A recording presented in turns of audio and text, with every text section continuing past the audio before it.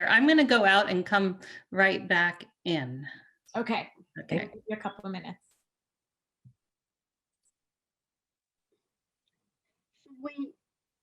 Should we ask Councilmember Enander? Hi there. Hi. I can talk a little bit. Oh, okay. But you can't, okay, you don't want to type it in or, okay. No, I got it okay from the doctor. He said, as long as I don't sing opera and I don't talk a lot, I'm okay.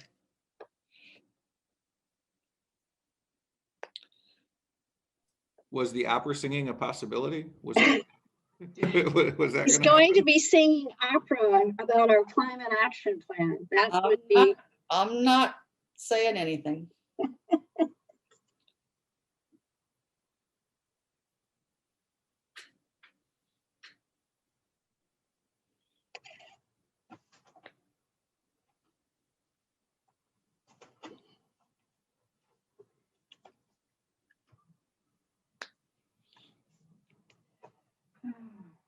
Well, so that's weird. The background shows up, but I don't.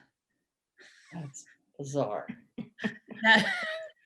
That is bizarre. I was trying to take advantage of our nice new backgrounds. Thank you, Trevor, Sonia, and Andrea. All right, let me try to get myself on. I am on this meeting though, so. Were you a ghost for Halloween? I am now.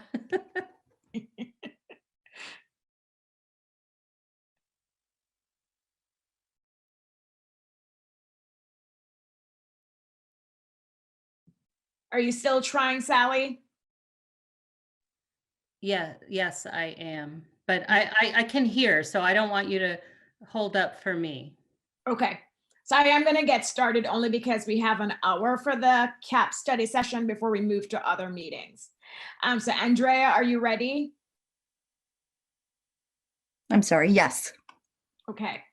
I'll wait for the red button. Oh, wait.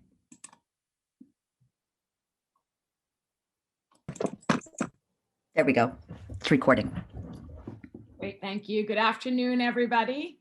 I'm Nisa Flagger, Mayor of Los Altos, and I will call the Los Altos City Council study session of Tuesday, November 2nd, 2021 to order at 4:02 p.m. City Clerk, can you please call the roll to establish quorum? Sure. Councilmember Lee Ing, Here. Councilmember Meadows, Here, Councilmember Weinberg, Here. Vice Mayor Enander, Here. and Mayor Flagger. Here. Thank you, Mayor. We have a full council present. Great, thank you. And for those listening or watching in, Councilmember Meadows is having a couple issues with her camera getting turned on, but she's very much with us and will be participating without her camera until she's able to figure it out. It's a study session and we only have one item, which is the Climate Action and Adaptation Plan. And so for the public comment for this meeting, it will be on this one item. And so after we open the item for the presentation and discussion, we will not be taking public comment again.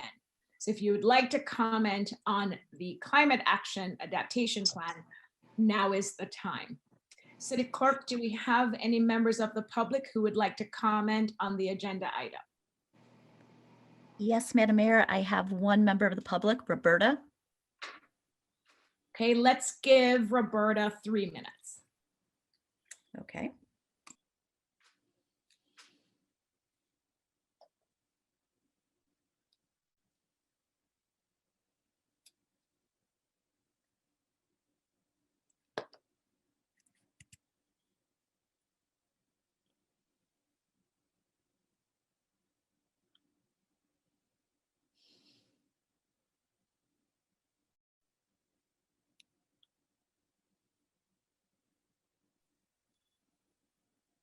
Hi, this is Roberta. Can you hear me? Yes, we can hear you.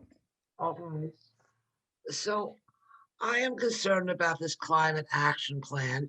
We're all concerned about the climate. And, you know, we know that globally there's big discussions on that. However, I think that a lot of this report, some of the key actions that are recommended is that we increase the urban tree canopy, that we create water efficient buildings and landscape, and implement water recycling and natural water harvesting.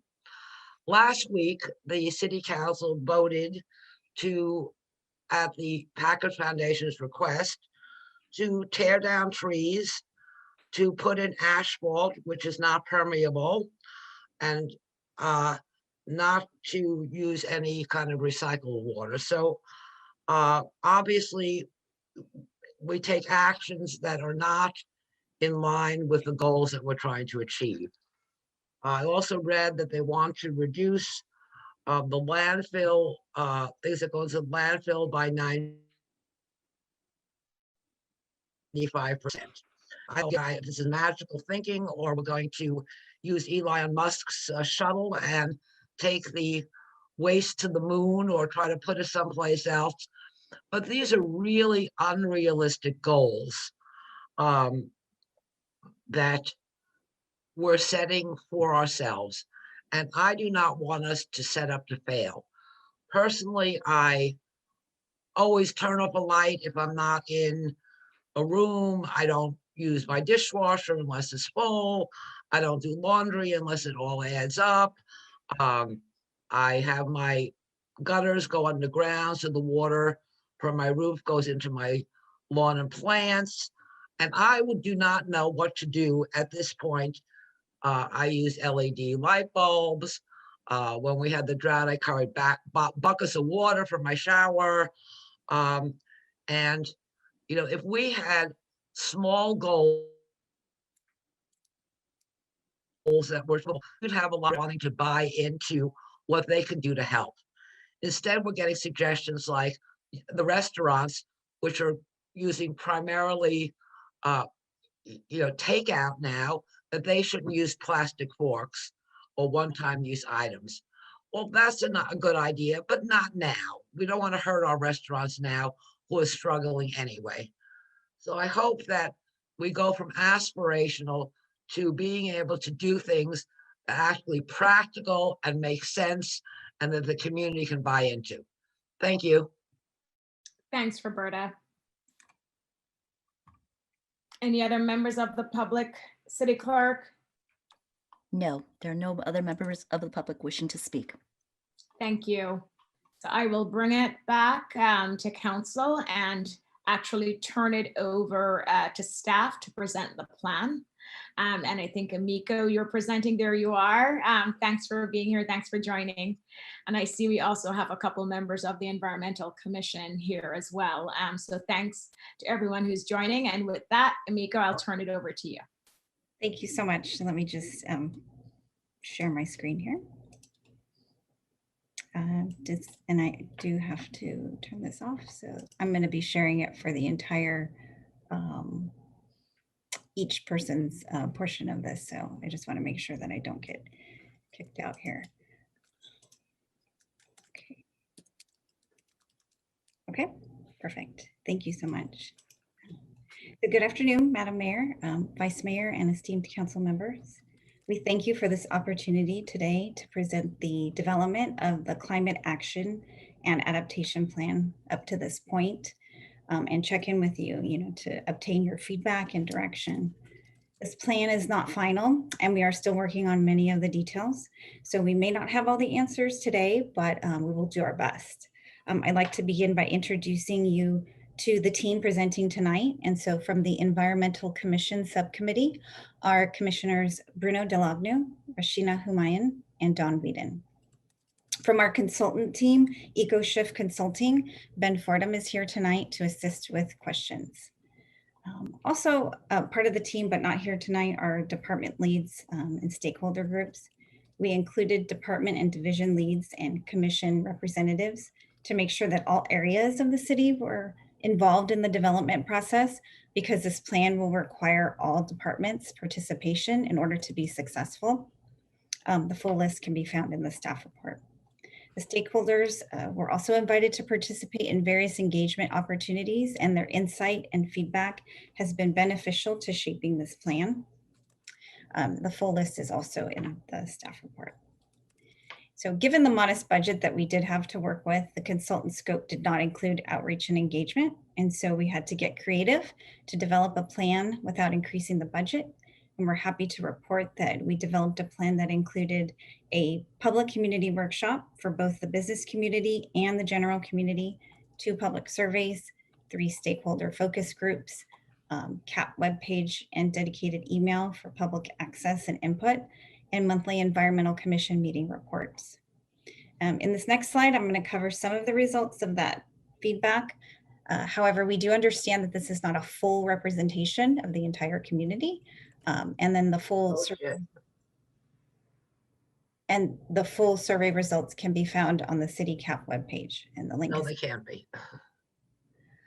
So through the various forms of engagement, we wanted to identify concerns within the community, how the effects of climate change are impacting Los Altos. So from the feedback, 3 top areas of concern are prolonged periods of drought, increased wildfires, blackouts. Flooding is a concern, and so with the combination of events, flooding risks increase as well. Results from the survey indicated that 74% were very concerned about climate change. 71% felt that climate change has already had a negative impact. And then 67% felt that it's important that Los Altos take action. It was inspiring to see that 76% felt that they were engaged, informed, and make regular decisions to reduce their impact. And so while we were out in the community, we had the opportunity to talk to individuals, and a few times we heard, what can Los Altos do, or why would it matter what Los Altos does? But it does matter, because even though we are a smaller jurisdiction, we must think collectively, because reducing emissions and our negative impact on Earth is a collective effort. And so yes, urgent action is needed, as many scientists have agreed. From these 2 graphs here, we can see that since 2011, concentrations have continued to increase in the atmosphere. Each of the last 4 decades has been successively warmer than any decade that preceded it since 1850. Prior to the 20th century, CO2 levels had not exceeded 300 parts per million at any point in the past 800,000 years. Future projections seen here in the Climate Action Tracker show how emissions and expected warming will trend. And that's with current policies and then with immediate and rapid action. And the IPCC, the Intergovernmental Panel on Climate Change, says that strong and sustained reductions in emission of carbon dioxide and other greenhouse gases could quickly make air quality better. And in 20 to 30 years, global temperatures could stabilize. And based on this, we developed a vision and a mission statement to guide us in the development of the plan. Our vision is to place Los Altos on an accelerated, sustainable path to carbon neutrality by advancing bold and effective climate policies. And we had a great start with the 2013 CAP, and we know that more is possible. Commissioner Don Whedon will now share more information on the 2013 CAP. Thank you, Omiko. Can everyone hear me? Our 2013 CAP used a 2005 greenhouse gas emissions baseline of 182,800 metric tons of CO2 and set a goal for 15% reduction by 2020 through 44 actions in 6 areas: transportation, energy, resource conservation, green community, and municipal operations. The first step in developing our new CAP was to prepare a current greenhouse gas inventory. The inventory confirmed our 2005 baseline and documented our community's progress on GHG reductions, as shown in the next slide. The Los Altos as a community exceeded its 15% goal, achieving a 35% reduction. You can see the GHG reduction progress made between 2005 and 2018 in each measured sector. The large reductions in residential and commercial energy are attributable to our participation in Silicon Valley clean energy. The next slide shows Los Altos municipal operations above our community total emissions for the previous slide. Los Altos municipal operations did its part in contributing 44% reduction to the total reduction achieved by the community. Next slide, please. GHG emissions are shown graphically for 2005 and 2018 by sectors for the community and the portion that is attributable to municipal operations.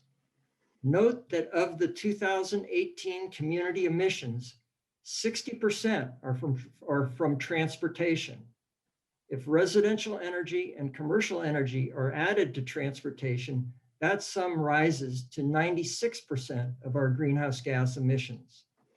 Our 2021 CAP actions focus on these sectors. The next slide shows the future impact of CAP actions that we currently have in place. The top of the light blue block shows a slow increase of approximately 20,000 metric tons in GHG emissions by 2050 under a business as usual condition. When business as usual is adjusted for federal and state actions, as shown by the top of the darker blue block, a 20% reduction is estimated. And a reduction of 50% is estimated when our 2013 CAP actions are added to the adjusted business as usual. Can and must do more. Next slide, please. International, national, and state and local communities have set greenhouse gas reduction goals. The specific goals shown vary widely due in part to when the goals were adopted and the specific attributes of each community. The goals of others are not directly relevant to Los Altos. However, the unique residential characteristic and limited commercial emissions of Los Altos offers us an opportunity and an obligation to make significant reductions.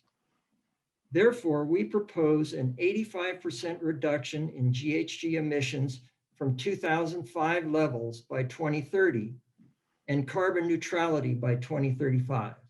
My last slide, please.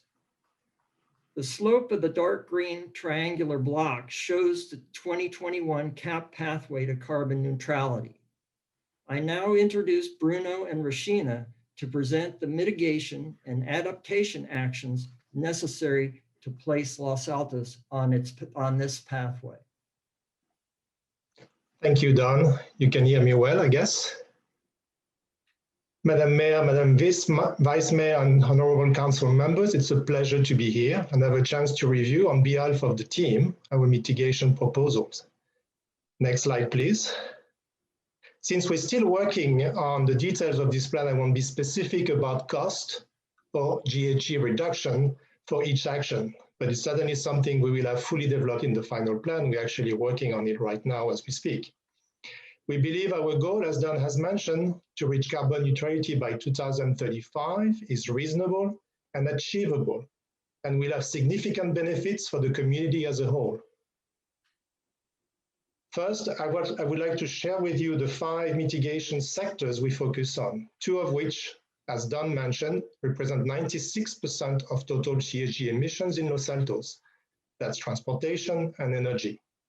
The energy sector is represented by electricity and methane gas used in residential and commercial buildings. Resource conservation is mostly water and waste. Green community, which will be reviewed by Rashina later on, addresses carbon sinks or sequestration and has a positive impact by capturing some of our GHG emissions. Next slide. First, let's talk about transportation. And I will only review key actions here, those that will have the greatest impact on our GHG emissions or are critical to the overall success of the plan. There will be other actions listed in the final CAP. We have actually a total of 71 mitigation and adaptation actions that will be listed in the final CAP. But while still important, they are mostly supportive and may not require the same budget commitment from the city or in general. They're also likely easier to be implemented. And finally, the CAP will have specific descriptions for each action and an implementation timeline which will not be reviewed in details here. After each action, as you can see on the slide, I have dollar signs and R signs. They represent the relative cost and the relative reduction in GHG emissions for each action. So $3 signs, expensive, most expensive, $1 sign, least expensive, and the same for the R number. A key strategy to minimize GHG emission is to reduce single occupancy vehicle travel. In order to do that, we need to provide alternatives. Increasing the overall mileage of bike paths in the city and making Los Altos more pedestrian friendly is one of those. The complete street master plan is an important step forward for Los Altos green mobility, but it needs to be strengthened in some areas, specifically with regards to bike corridors.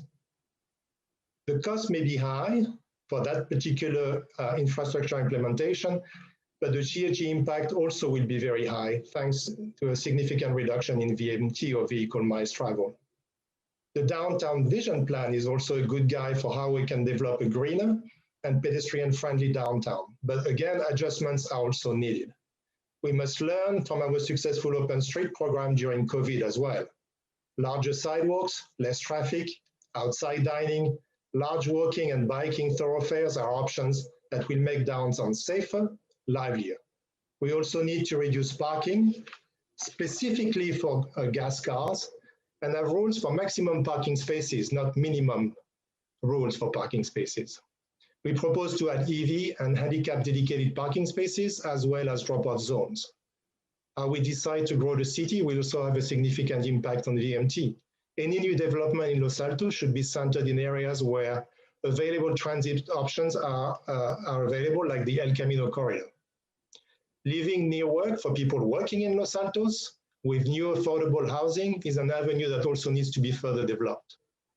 We propose to incentivize work from home and have specific policies for new multi-housing development.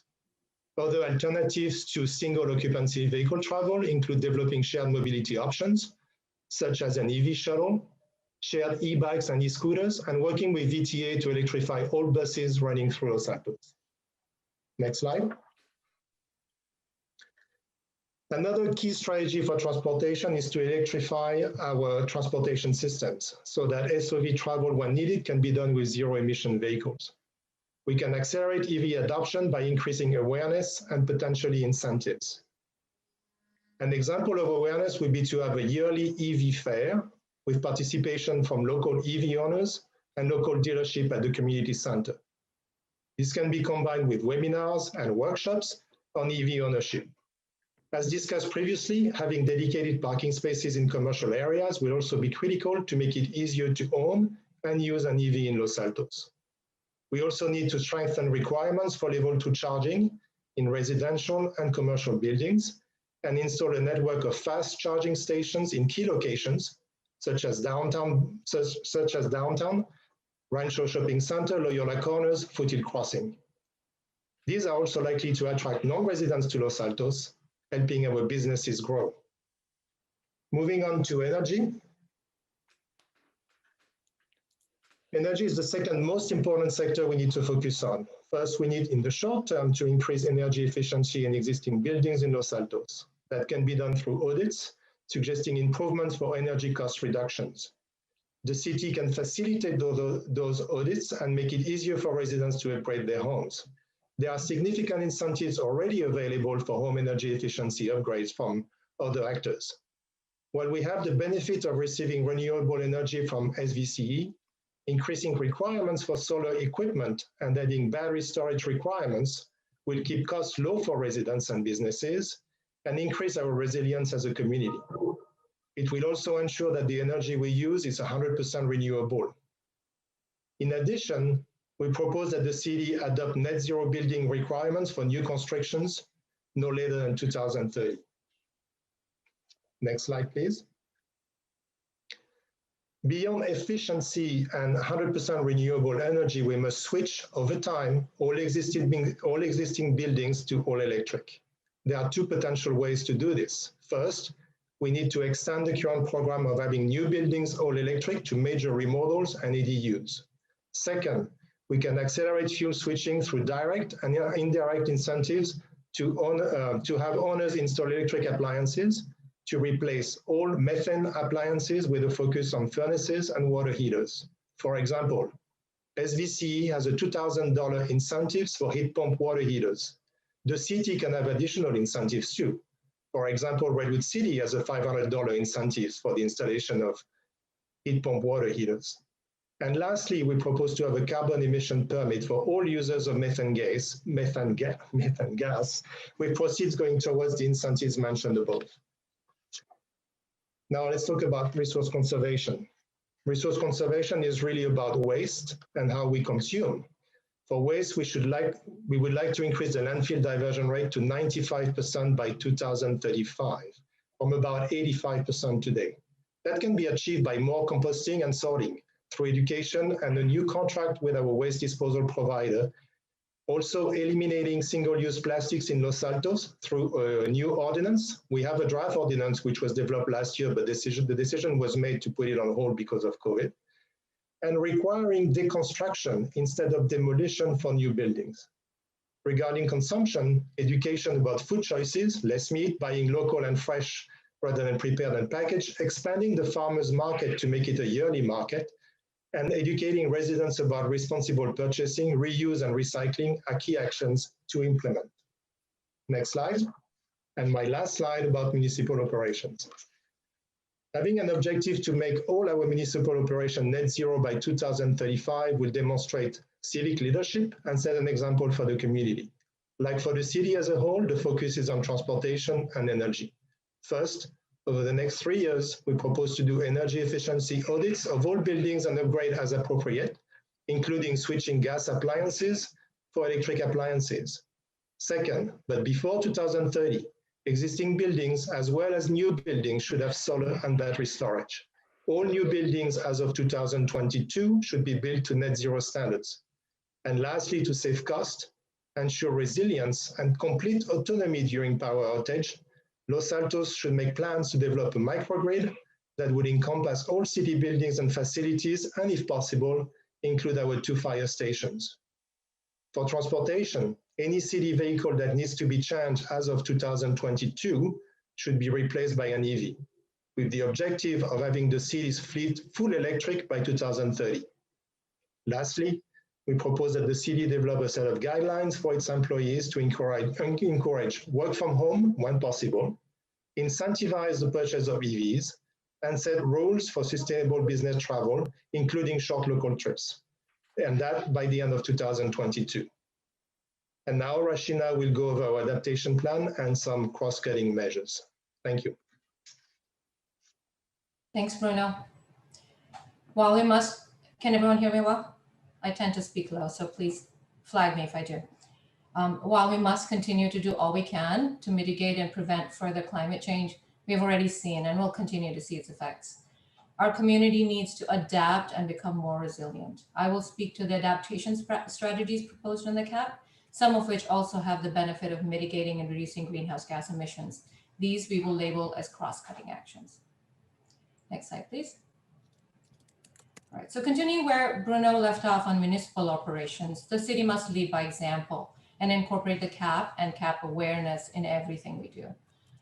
There is much positive momentum and change underway that makes ours a more equitable, future-friendly city with the REACH codes, complete street master plan, downtown vision, housing elements, SB 9, etc. So we have this unique opportunity in time to move forward together with a holistic vision for the city. We should acknowledge and account for climate change in all new city projects, residential and commercial. We should incorporate preparedness into city projects and protocols, and we must integrate CAP goals into our budget process. Next slide, please. Building a green community is a core value for Los Altos. We take great pride in our rural feel, and seeking to protect and increase its green space is the 2021 City Council priority list. It's on the City Council priority list. So developing nature-based solution provides a win-win in terms of helping us adapt to climate change, as well as to conserve resources and reduce emissions. Just as we're putting together a complete streets master plan, we need to develop citywide green infrastructure and citywide natural environment plans. And water is a precious resource, and the city needs to embrace the goals of the California Water Action Plan, the California Water Resilience Portfolio, and whatever else comes down given the ongoing drought. This does not mean that we have to stop taking showers or move from green to brown. We must build up expertise and guidelines for creating water efficient buildings and landscapes and implement water recycling and natural water harvesting systems. There are many steps the cities and residents can take. Cal Water already offers several rebates for water efficient plumbing and irrigation system. The city could bolster these rebates and update our building codes to require water efficient plumbing, ban sprinklers for new construction, incentivize the switch from grass lawns to drought tolerant gardens. There are so many things we can do. We can require gray water recycling systems for new construction and major remodel, and promote the simpler laundry to lawn or shower to flower retrofits for existing homes. Natural water harvesting systems could range from as simple as barrel rainwater collection to comprehensive rain and atmospheric water harvesting systems. Expanding our natural environment is beneficial in many ways. We can maintain and enhance the rural feel of our town, promote a sense of community pride and well-being, reduce the heat island effect, and support the move towards a bikeable, walkable city by providing shade. The tree canopy also filters dust and pollutants, improves soil health and water retention, in addition to sequestering carbon. We must develop a bold natural environment plan that includes increasing the urban tree canopy, expanding and enhancing green wilderness, natural habitat and park area, as well as pilot innovative microcarbon farming strategies to sequester carbon. Next slide, please. So as we adapt to a warming world, we need to understand and reduce physical risks to our community. The two biggest risks we face are flood and heat.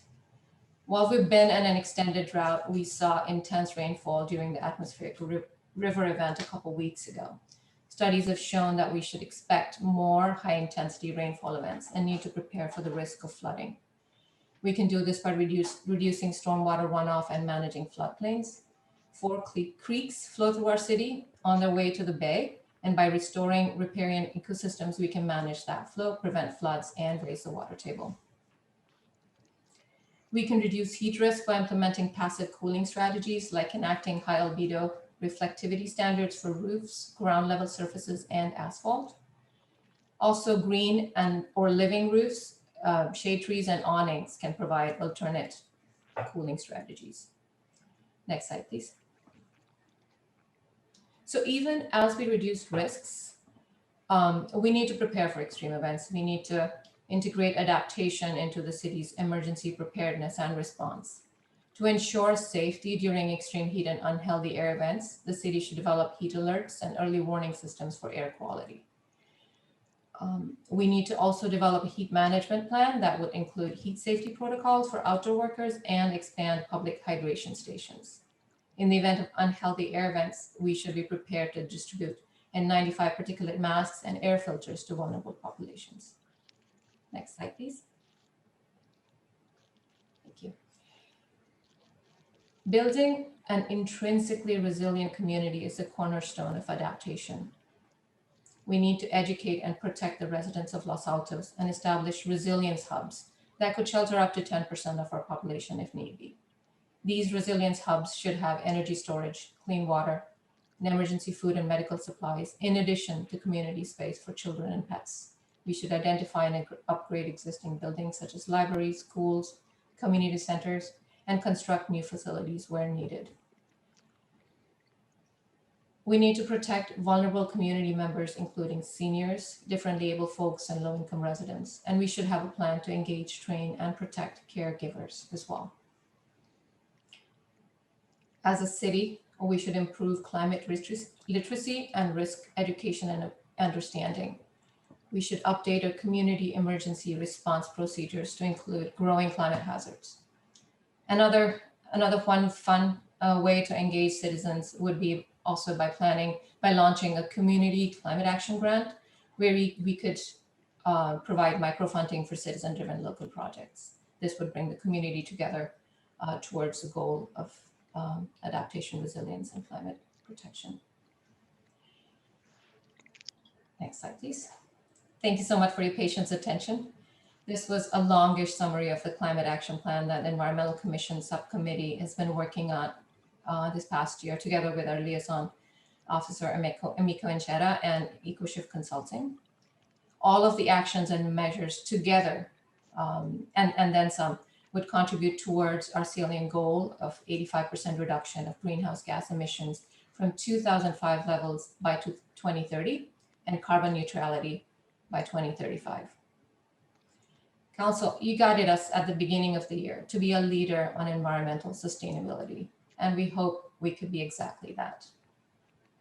So that marks the end of the presentation. And before we take questions and comments, I would like to acknowledge the Muwekma Ohlone people whose land we stand on, and our seniors who have held this beautiful city for us and our children.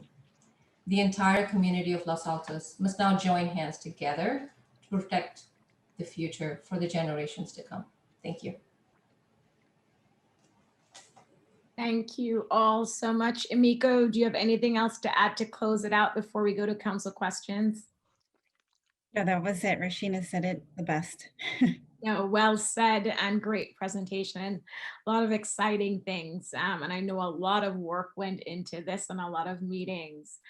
So a big thank you on behalf of the residents and council for all that I know you've done already.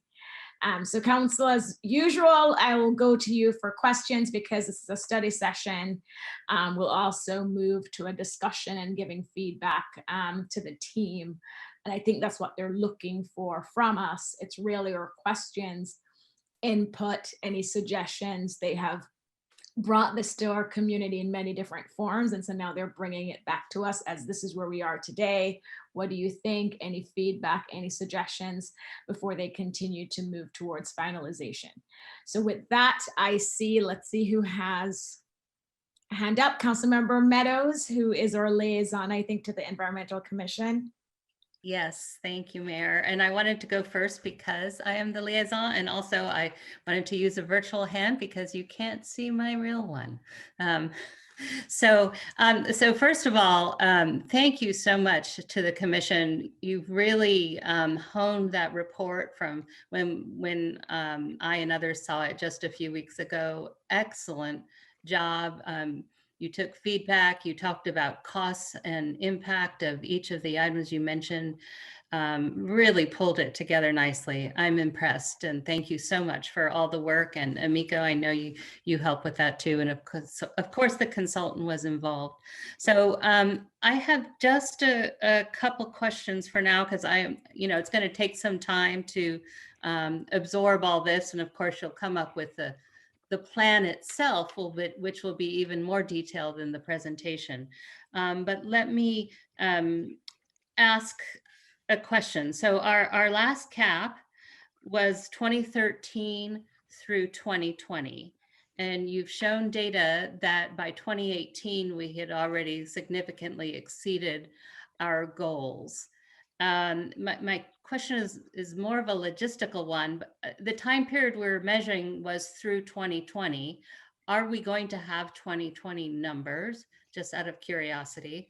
And then this new cap, which goes through, I believe, 2035, seems to be referencing 2005 again. So I'm a little confused about the time frames for this cap that we just completed last year, and presumably based on 2018 did very well through the originally defined time frame. Can someone explain, what are we going to a different time frame? We're still talking about 2005 as the base, or if you understand my question, I'll be quiet and let you try to answer it. Oh, Yes. go ahead, Go Don. Amy. Well, to answer the two questions, 2018 is the year in which the most complete data is available. So the data for 2019 and 2020 is not fully available yet. So that was why that date was selected. 2005 is a commonly used baseline because that's, again, it's an evaluation of how complete and appropriate the data is. And so our initial inventory confirmed that we want to continue to use the 2005 baseline. And so hopefully maybe Amika wants to add to that, but that's why the 2000 baseline is selected. And yes, future data will be coming, but the analysis couldn't be completed beyond the 2018 year end. Yes, I was just going to add that, yes, I mean, once the 2020 data is available, then that would be, we would want to pull that and see where we are at that point as well. So yes. Okay, so then the intent would be to get final measurements for that CAP 2013 that we, so we understood what we achieved, but then we're setting a new time frame that actually goes back in time that was encompassed within the 2013, or maybe it wasn't, I might be confused about what. So there's just different timeframes, and I'm, kind of struggling with understanding. So for example, the target is to achieve an 85% reduction in greenhouse gas emissions from 2005 levels by 2013, but we're going to achieve carbon neutrality by 2035.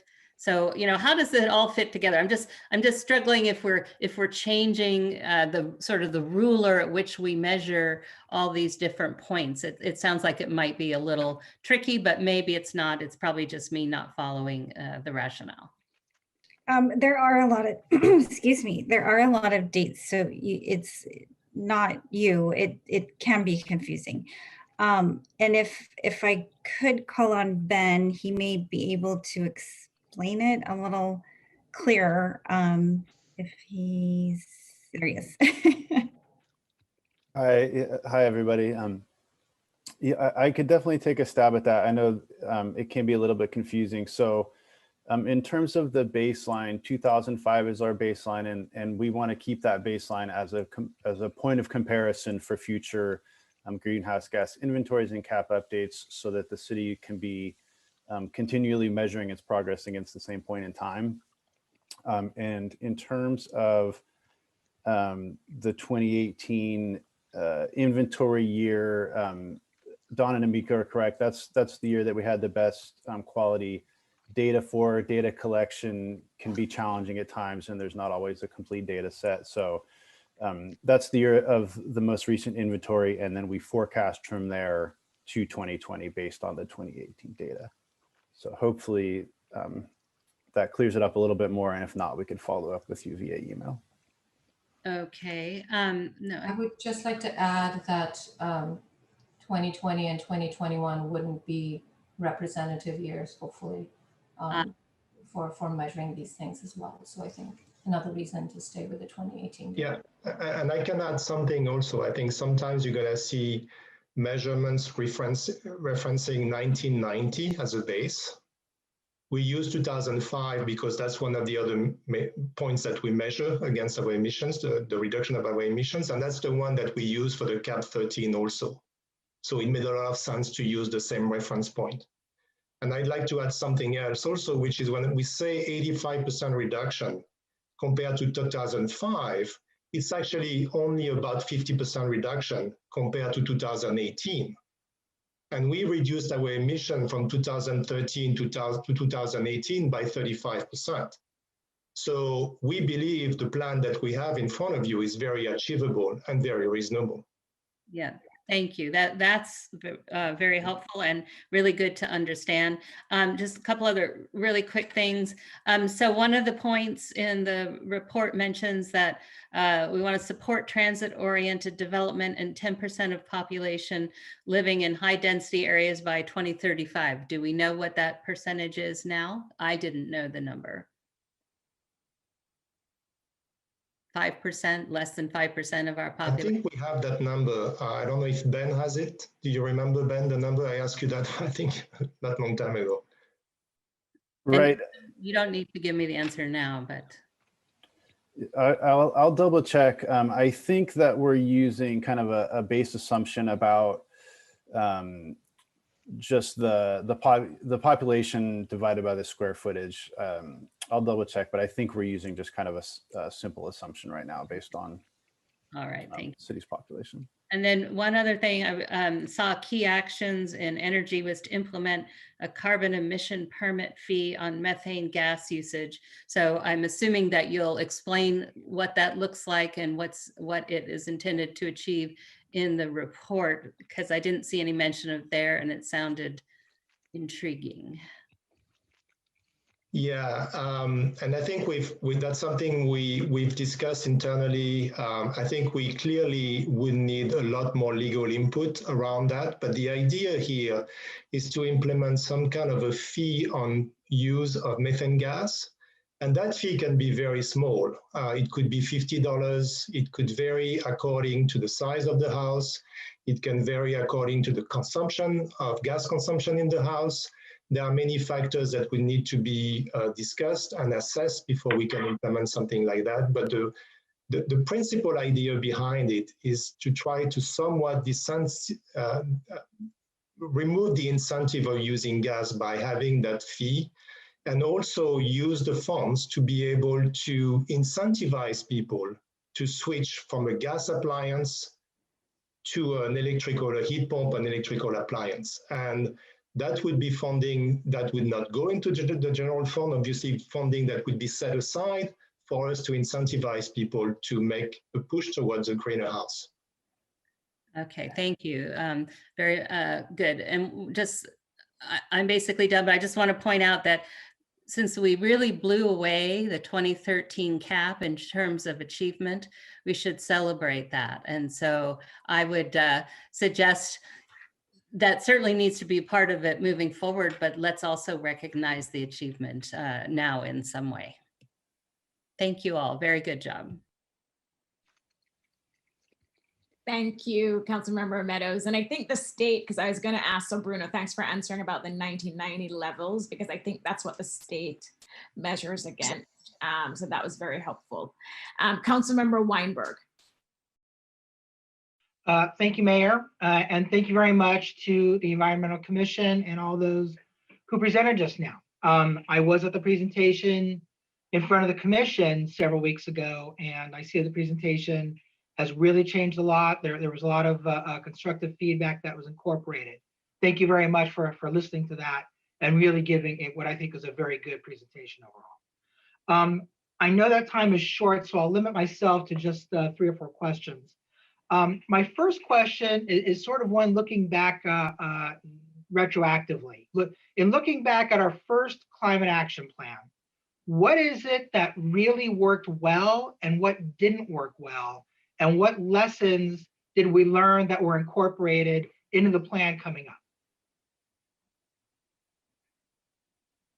So I would, and if others want to chime in, that's fine. But I will say that we do know that a significant contribution to the reductions in the 2013 cap came from the city joining SVCE. As the presentation mentioned, transportation and energy are the 2 most highest sectors. And so that gave the greatest achievement. As far as what didn't work well, I think probably a big part of it was that, well, I guess it can be a few different things, but I would say that there wasn't dedicated staff to many of the different actions that needed to be implemented, in combination with high levels of turnover in staff. And so it made some of the actions fall through the cracks and not partly get implemented, or maybe get implemented and then it stopped or just failed. And so, and then also the regular updates that need to happen with a climate action plan. With any climate action plan, needs to have annual updates.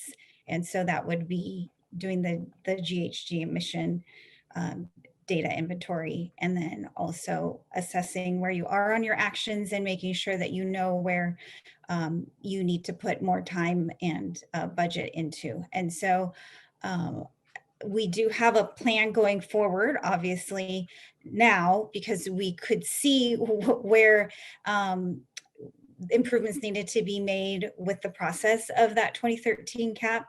And obviously, the goals are very high here, and we want to make sure that it is successful. And so EcoShift has put together part of the plan as to how we can achieve that and stay on top of that. And so, yeah. Miko, I'd add one other thing that was a success, I believe, or an advancement was the city's action on REACH codes. That set the stage, as you can see from the 2021 plan. There's more of that coming in electrification of our buildings, and it's necessary to reduce our carbon footprint. And so the REACH codes did two things. It set the stage and advanced Los Altos as a community that we're more prepared for what the California Energy Commission is adopting in the new building codes. And all indications are that they're going to be more restrictive. And I think that information is out now in 2022. And the next 3-year cycle, I think everybody is anticipating that the building energy, the California Energy Commission is going to basically say all buildings have to be electrical.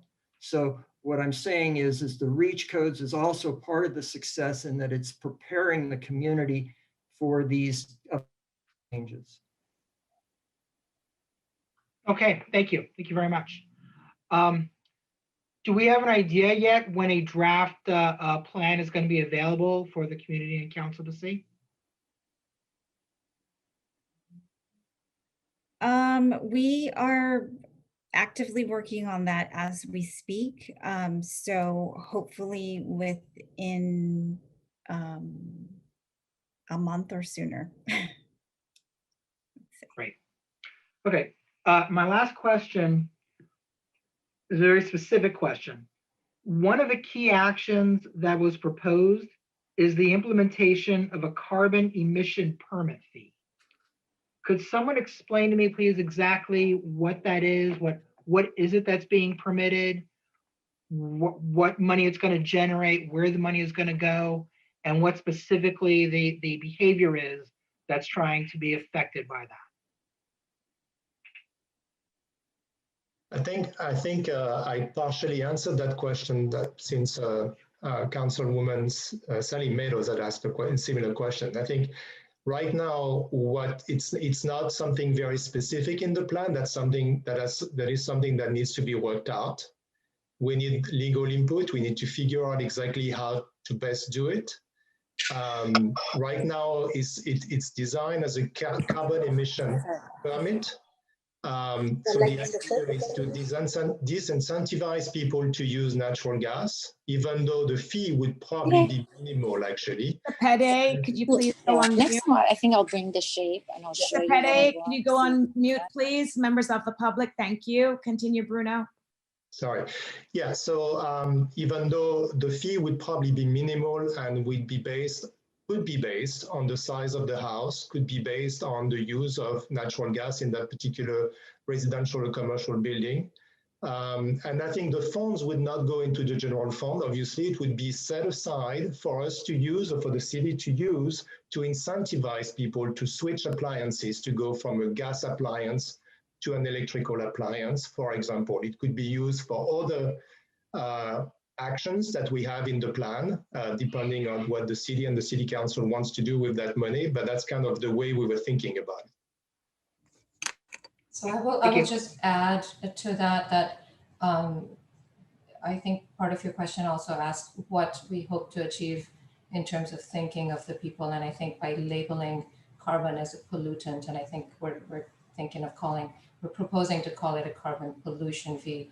So people can, instead of calling it methane, instead of natural gas, we need to have people build that muscle of understanding that these carbon pollution is real and it's as bad as other pollutants that we've eliminated. Thank you. Thank you, Councilmember Weinberg. Vice Mayor.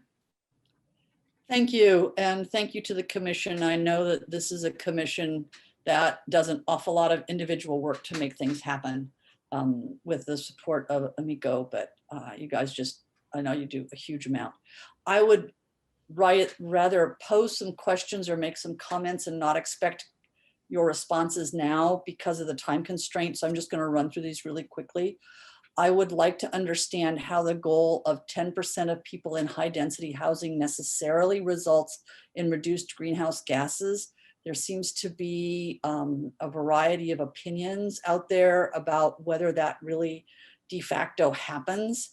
And so statewide, we have not seen that. Transit-oriented development actually results in fewer vehicle miles traveled. So I'd be interested in some information about that.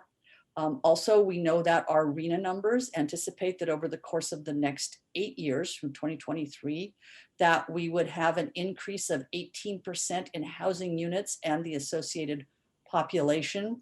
So I don't know whether your plan anticipates what that impact will be, and if you've carved that out and have shown that separately somehow. And I don't know whether, you know, we're supposed to absorb that while we're going to our target of zero and net neutrality or not. So I'd like to see that covered somewhere. I also noticed the proposal to have transit available within a 10-minute walk. What I'm hearing around the state and from planning professionals is this concept of a 15-minute city or a 15-minute community, and having community resources distributed so that services and so on are really available within 15 minutes, which makes it walkable or bikeable very readily. And I'm wondering, have you incorporated that concept in any of your plan? With respect to the natural gas, methane, however you want to describe it, and moving to electricity, it says that the average energy use for us is higher, that we're higher than average. I don't know higher than what average, I'm not sure what you're comparing to, but all electric is not going to ultimately get us to zero greenhouse gas unless we have the comparable renewable electricity. And right now, it looks like our current electrical demand is at or exceeding what we have. So I'm not sure how confident we are that we can drive more without driving up greenhouse gases, that electricity isn't going to be net zero for us. I don't know how you're going to deal with that. And if it's house size based, then is there a proposal here to limit the size of our houses? If that's on the table, then I think that needs to be clear. Having a carbon emission permit fee, I'm glad to hear the details that you gave. I would like you to think about the fact that many of the houses that I think would fall under that are owned by seniors who are trying to age in place. And I think we have to be extremely cautious about, on the one hand, thinking that we should be trying to, basically coerce people financially into converting when we have people on fixed incomes. And I think we have to be very sensitive to that. And I hope you will consider that in your proposal. The flood protection issue, I think that's basically the job of Valley Water. So I'll be interested in seeing what it is that you think the city's part of supporting that is. Anything other than just, Valley Water is supposed to be responsible for flood control, and they do that. And then finally, I'd really like to understand what constitutes carbon neutral, and where do we get our greenhouse gas data inventory data from? And I know that there's enough people on this commission who really are good scientists that you've got that. And I think it's important in communicating this to our residents who are very sophisticated. Just where are we getting our data from? How are we assessing our measurements? And explain that to our community. So those are my comments. And again, thank you for all your work. Thank you, Vice Mayor. I think the Vice Mayor wanted to just give comments and feedback, and I saw everybody taking notes. So I will defer to Emiko and the team on how they communicate back to us the information that the Vice Mayor requested. Councilmember Liang, I thought I saw your hand raised. Yes. Go ahead. Yes, it is. Sorry. So thank you again. Everyone raised some wonderful points and points that I would have covered as well, such as the data point was really important for me that Vice Mayor Enander raised. I'd like to better understand the data and the data from the surveys you receive. I didn't see the information provided to us. The other concern I had was, and I know you were really positive about stating that we were able to achieve the goals that you had made, but I'm looking at the other cities' goals, and my concern is we want to set us up to be successful.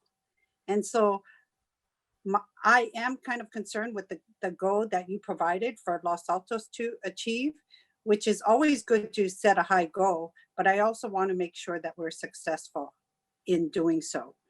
The other items I'd like you to think about, and if you can provide some clarification, is how are we achieving these goals that are you're asking to achieve when Los Altos has a limited budget and limited staffing? So I really want to make sure that we can do so. And then you talked a lot about incentivizing, but yet I don't hear enough about the incentivization programs that we are offering to back the incentivizing of what we want to achieve. The other thing I have is we talked about reducing the landfill diversion rates of 95%. So I would like to better understand how we are going to address disposition of some of the items that will be going to the landfill, such as EV panels and expired charging stations. Yes, we want to reduce our landfill diversion, but yet we're also adding a lot more. We talk about recycling, but we really don't have successful recycling programs. And that is a concern for me. We always talked about how plastic water bottles were recyclable, but truly it's been nothing but problematic. So I would like to better understand the recycling of some of these materials, and more so, I'd like to understand, we have some key action items that are very achievable and doable. But the important thing is, how do we stay on goal with these key action items? Such as, and it was also raised by one of our constituents, was about increasing and maintaining our tree canopy program and ensuring that we have efficient landscaping. So I want to make sure, how are we going to do that if we have, well, I know it's for future council discussion, and we can better help you. But lots of times I'm concerned that we're putting the cart before the horse on a lot of the things that you're talking about here today. And so those are just a few of some of the items as well. So I know we're limited on time and you probably can't address any of my concerns, but please keep those things in mind.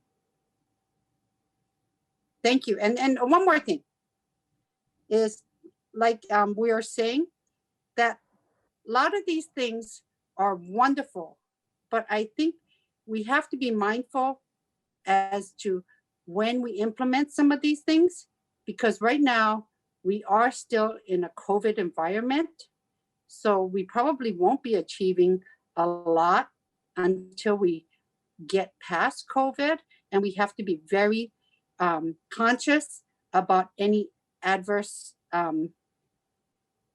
situation that we need to take into account as we implement some of these programs or suggestions you are recommending. So I just think that our timing is going to be very critical on some of these items. So thank you.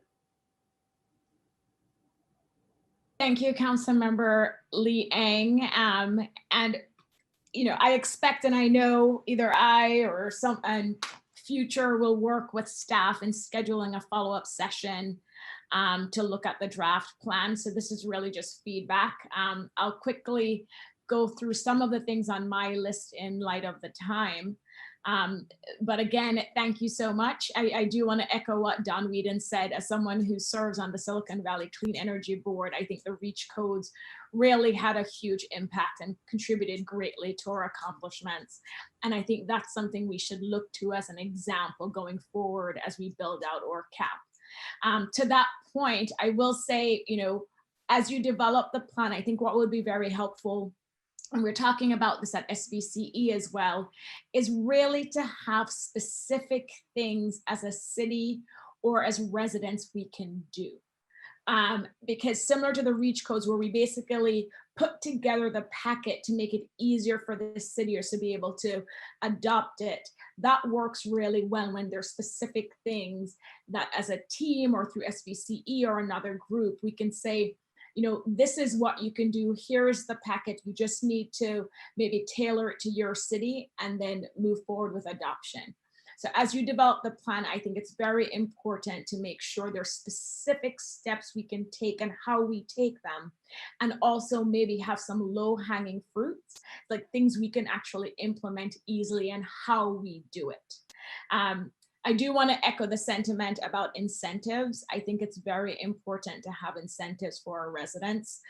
You know, you'll definitely have residents who will want to do this, regardless if we have a plan or not, but I do think it's important to have built-in incentives to help support our residents if that's what is needed in order to move them forward, or to incentivize them through education so they better understand why we're doing this and why this is important for our future.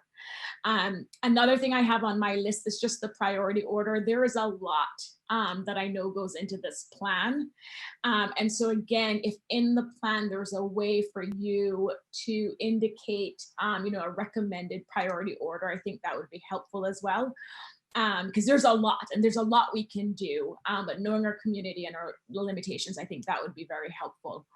Emiko, I appreciated you talking about the annual updates and assessing our progress, because that's also important. So what I would look for in the plan is also some form of timeline, right? We have the 2030 and the 2035 goal, but different check-in points to make sure we're hitting whatever goals we set, either for every 3-year, 5-year period, whatever it is. And I know you're doing an annual assessment. I think that would be helpful as a council member and a policymaker to see how we're progressing, to see if there are things we need to do differently or support in a different way. So I really would appreciate seeing that in the plan as well. I'm looking at my list, I'm sure as everybody else, I have a long list, but I will stop there, but great job. Thank you again. I look forward to you coming back with the updated plan and then we can have a deeper discussion. But thanks again, Emiko and environmental commissioners and the outside consultant. Thank you, thank you, thank you. I am very excited and I'll just say for the record, I support being a little bit more aggressive. So thank you for all your work. Thank you so much. Okay. Thank you very much. Thank you. So with that, I will adjourn our study session on the Climate Action Adaptation Plan at 5:09 p.m. I do see our public arts commissioners coming in. We need to close this meeting, which we just did. We adjourned it at 5:09 p.m. Unless a council member wants to take a break, I can start our joint commission meeting. So let me look to council members. I can't see you, Council Member Meadows, but do you need a couple minutes? I would, thank you, Mayor. I'm gonna try another thing to get myself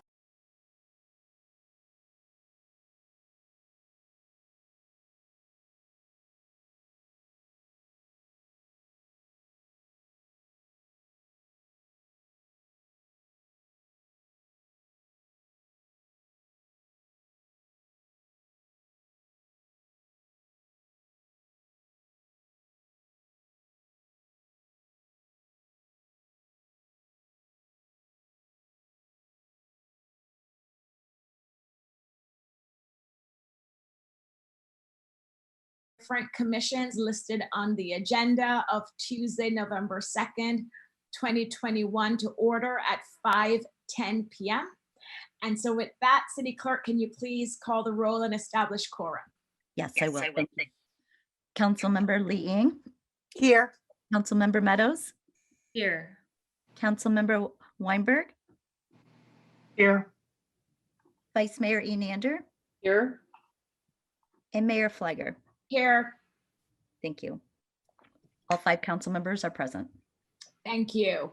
Next, we will move to public comment on the agenda item, which is the joint meeting with the different commissions listed on the agenda. Do we have any members of the public who would like to comment on this agenda item? And again, for those listening, this is your opportunity to comment on any of the joint meetings with the commissions listed on the agenda. Madam Mayor, I do not see anybody with their hands raised. Great. Thank you, City Clerk. And so with that, we have the first commission, which is the Public Arts Commission. And so I will have the City Clerk do the commission roll call. And then I will turn it over to the chair to let us know how they'll be presenting to us this afternoon. So go ahead, City Clerk. Okay. Chairperson Waldman. Here. Commissioner Couture. Oh, this is Russ. Present. This is Russ. Commissioner Moore. Yes. Commissioner Moore. Andrea, hey, Andrea, this Yes. is John. Yes. It looks like Jenna Moore and Janet Corrigan are listed as attendees. Okay, let me promote them. Thank you, Mr. Maginot. Thank you. And Mr. Moore, Commissioner Moore. Okay, thank you.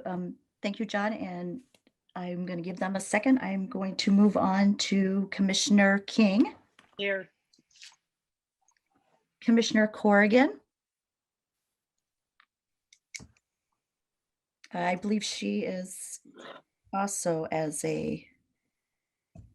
Yes, she's still over on the She's over an attendee. attendee. Yeah. Okay, I've promoted her. Commissioner Janjigian. Yes, here. Here, okay. We'll go back and see if we can. Commissioner Corrigan. Yes, I'm here. Thank you. Okay. Commissioner Moore. Present. Present, okay. I believe we have everybody then.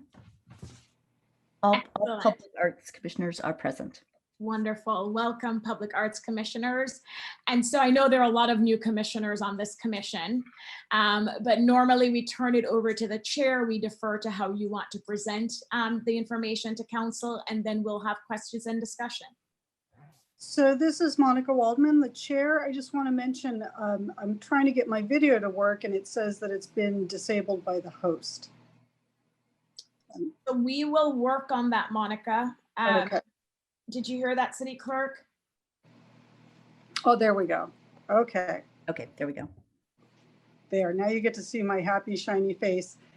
So we're going to present a series of slides, and John Maginot has graciously decided to drive for us. You can see he's about to start screen sharing.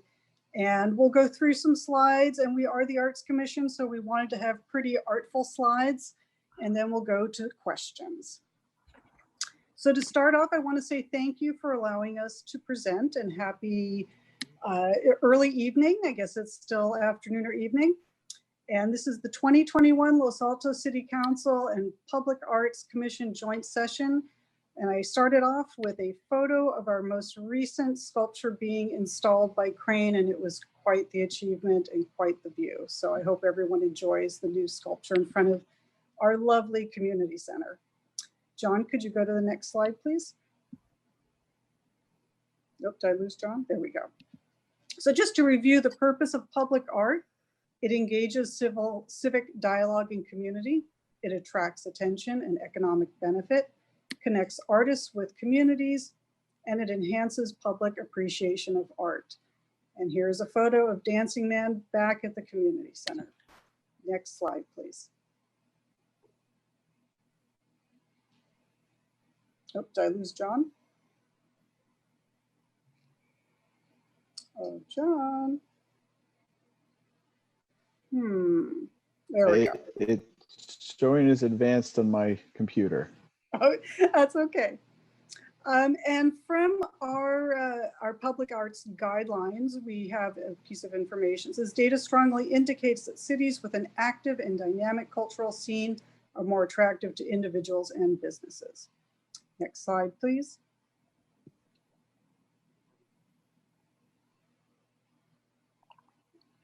And John will get it.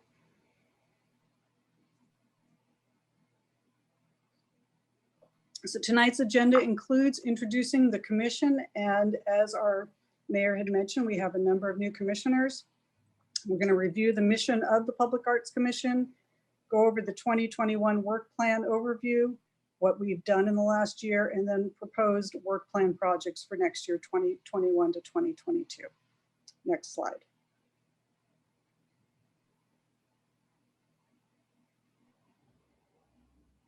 All right, we've got a whole bunch of new commissioners, as is evident from this slide. I am alphabetically last, and I've been with the commission the longest. Hillary has been reappointed, and we have 4 new commissioners: Janet, Terry, Lucy, and Jenna. Next slide, please.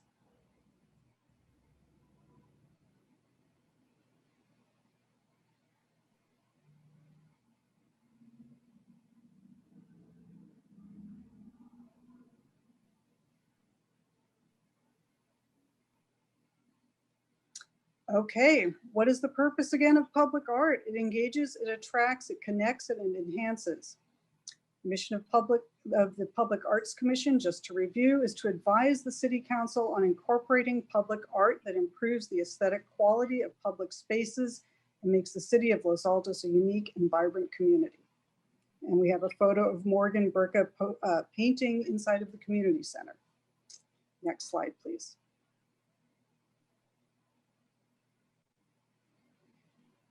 I should also point out that Anita took that photo for us.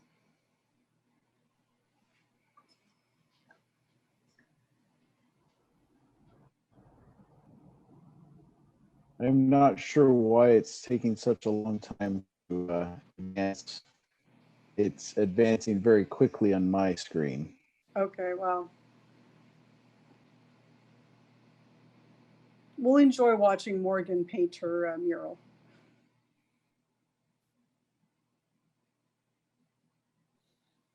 I did see your cursor. There it is.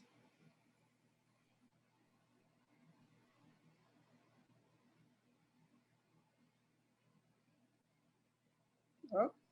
I'm going to try sharing without being in presentation mode, and hopefully that will that might be help faster. some. I think we were on this one here. And I did want to say that John driving is much better than my driving these slides, even if they are a little slow. Okay, so we are on to the next slide. Thank you for making it bigger. 2021 Commission achievements. So in the last year, we've had 2 big projects. The first is the Community Center Art. Community Center, as we all know, was worked on for many years. Our Community Center Art Subcommittee worked for a good almost 2.5 years to make art in the Community Center happen, which includes 2 murals, which were collaborations between Linda Gass and Morgan Burka. And we're hoping that they're going to become destination murals, that people will come and see them from all over. Creation of a community gallery, which the first round is a collaboration with the Los Altos History Museum. I would imagine all of the City Council has seen it already. We have pictures from the olden days of Los Altos. Sculptures, we've relocated 2 sculptures. Dancing Man is back at the community center, and he's a favorite of the city. And Conversation Piece has been moved from downtown to the community center, and we think the scale is much better in the community center for the piece. And we have 1 new sculpture called T2, which came from I believe our May 2020 call for art. So this has been a long time coming. We're still waiting, I believe, for it to be lit at night. Because we started off having very little in the area of funding. Dancing Man and Conversation Piece were repurposed for the community center. And we were very lucky that the city council granted the money for the murals. So thank you to the city council. And there was hardware included. We got hanging systems thanks to Parks and Rec, not donating, but paying for the hanging systems. And we're working on completing the signage for the sculptures and the gallery. We also had a call for art complete in September, I think it was September 30th, 2021, where we had 2 of our members who are terming out that day, and they got to help us pick new pieces.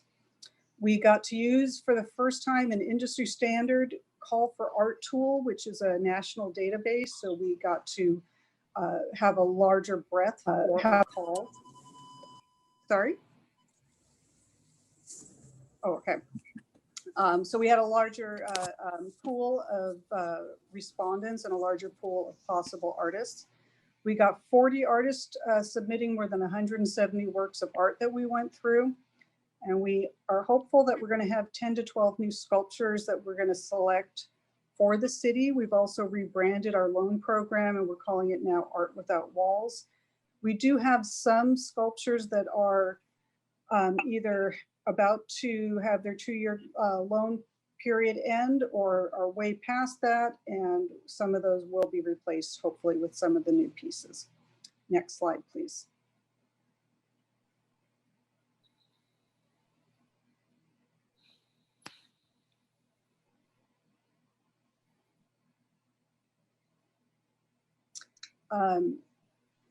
Other things that we've done this year includes curating the current sculpture collection. We're working on buying Mother Hen, which is going to come to City Council at some point. So we are hopeful that the City Council will say yes. We've extended our loan for Midnight Stomp, which is the sculpture that is outside of Safeway in downtown. And we're working on identifying works that need to be returned to artists because the loan period is over, or ask the artist to donate them to the city. We also had a big project where we updated our guidelines, which came to City Council, I believe was October 12th,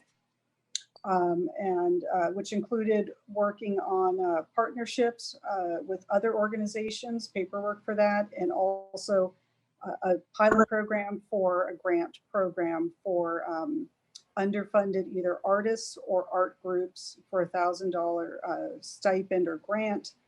And we're hoping to kick that off next calendar year.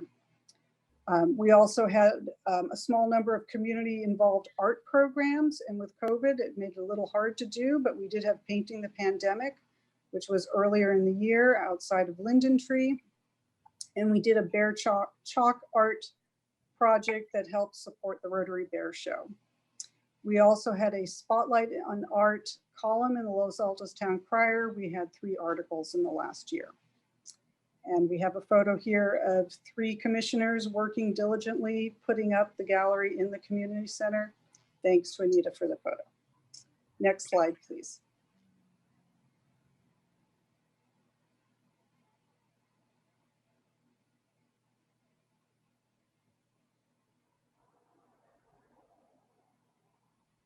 All right, we've had a number of challenges over the last year.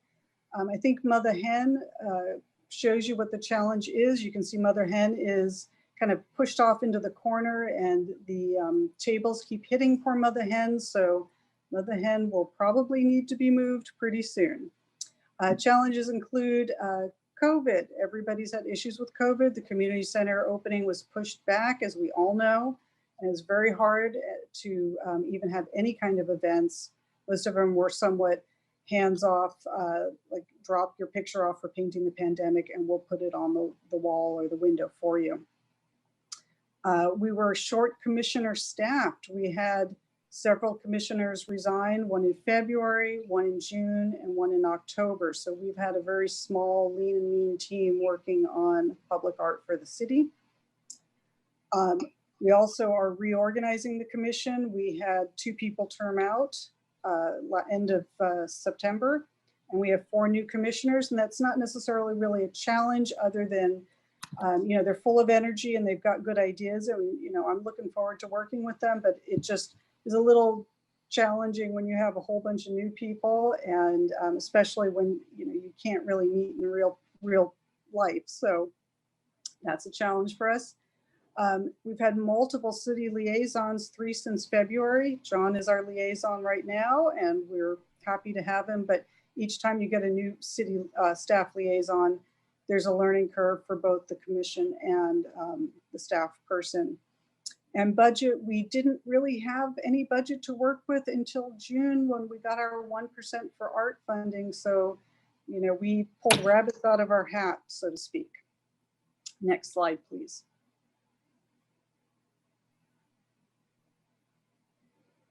And another continuing issue is conservation and stewardship. We have a number of city-owned sculptures that are in need of a little love. They are in need of work, and they've got issues. And we have a subcommittee that one of their tasks is to look at what's out there and come up with a list of what needs to be addressed, hopefully. And perhaps we'll use some of our 1% for art funding to assist those pieces. Next slide, please.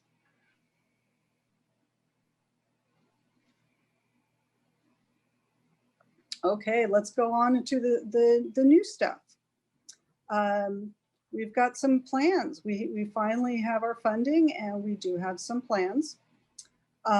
We have our 2 voices, 1 community poetry reading, which is slated for, January 2022. Hillary's on the line, and she might say that it's getting pushed back slightly. I think we're going to actually hold off on our Spotlight for Art speaker series. I think I should have taken that out of the slide. I apologize. We as a team, and we have a subcommittee looking for community involvement programs. We've talked about having farmers market events, community calls for art and such. So we have subcommittees that are starting to look into those things and get the community involved.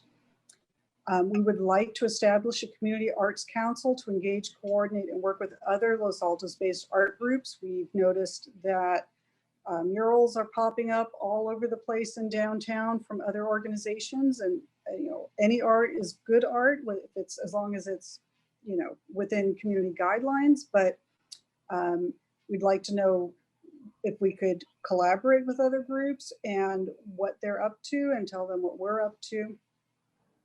We also are going to hopefully launch our pilot partnership grant program, Call for Art, which I touched on a little bit earlier, that we talked to the City Council about back in October, on October 12th. We do a call, and we'd like to do a small $1,000 grant to either an individual or group that's Los Altos based, and hopefully get some interesting art in the city from that.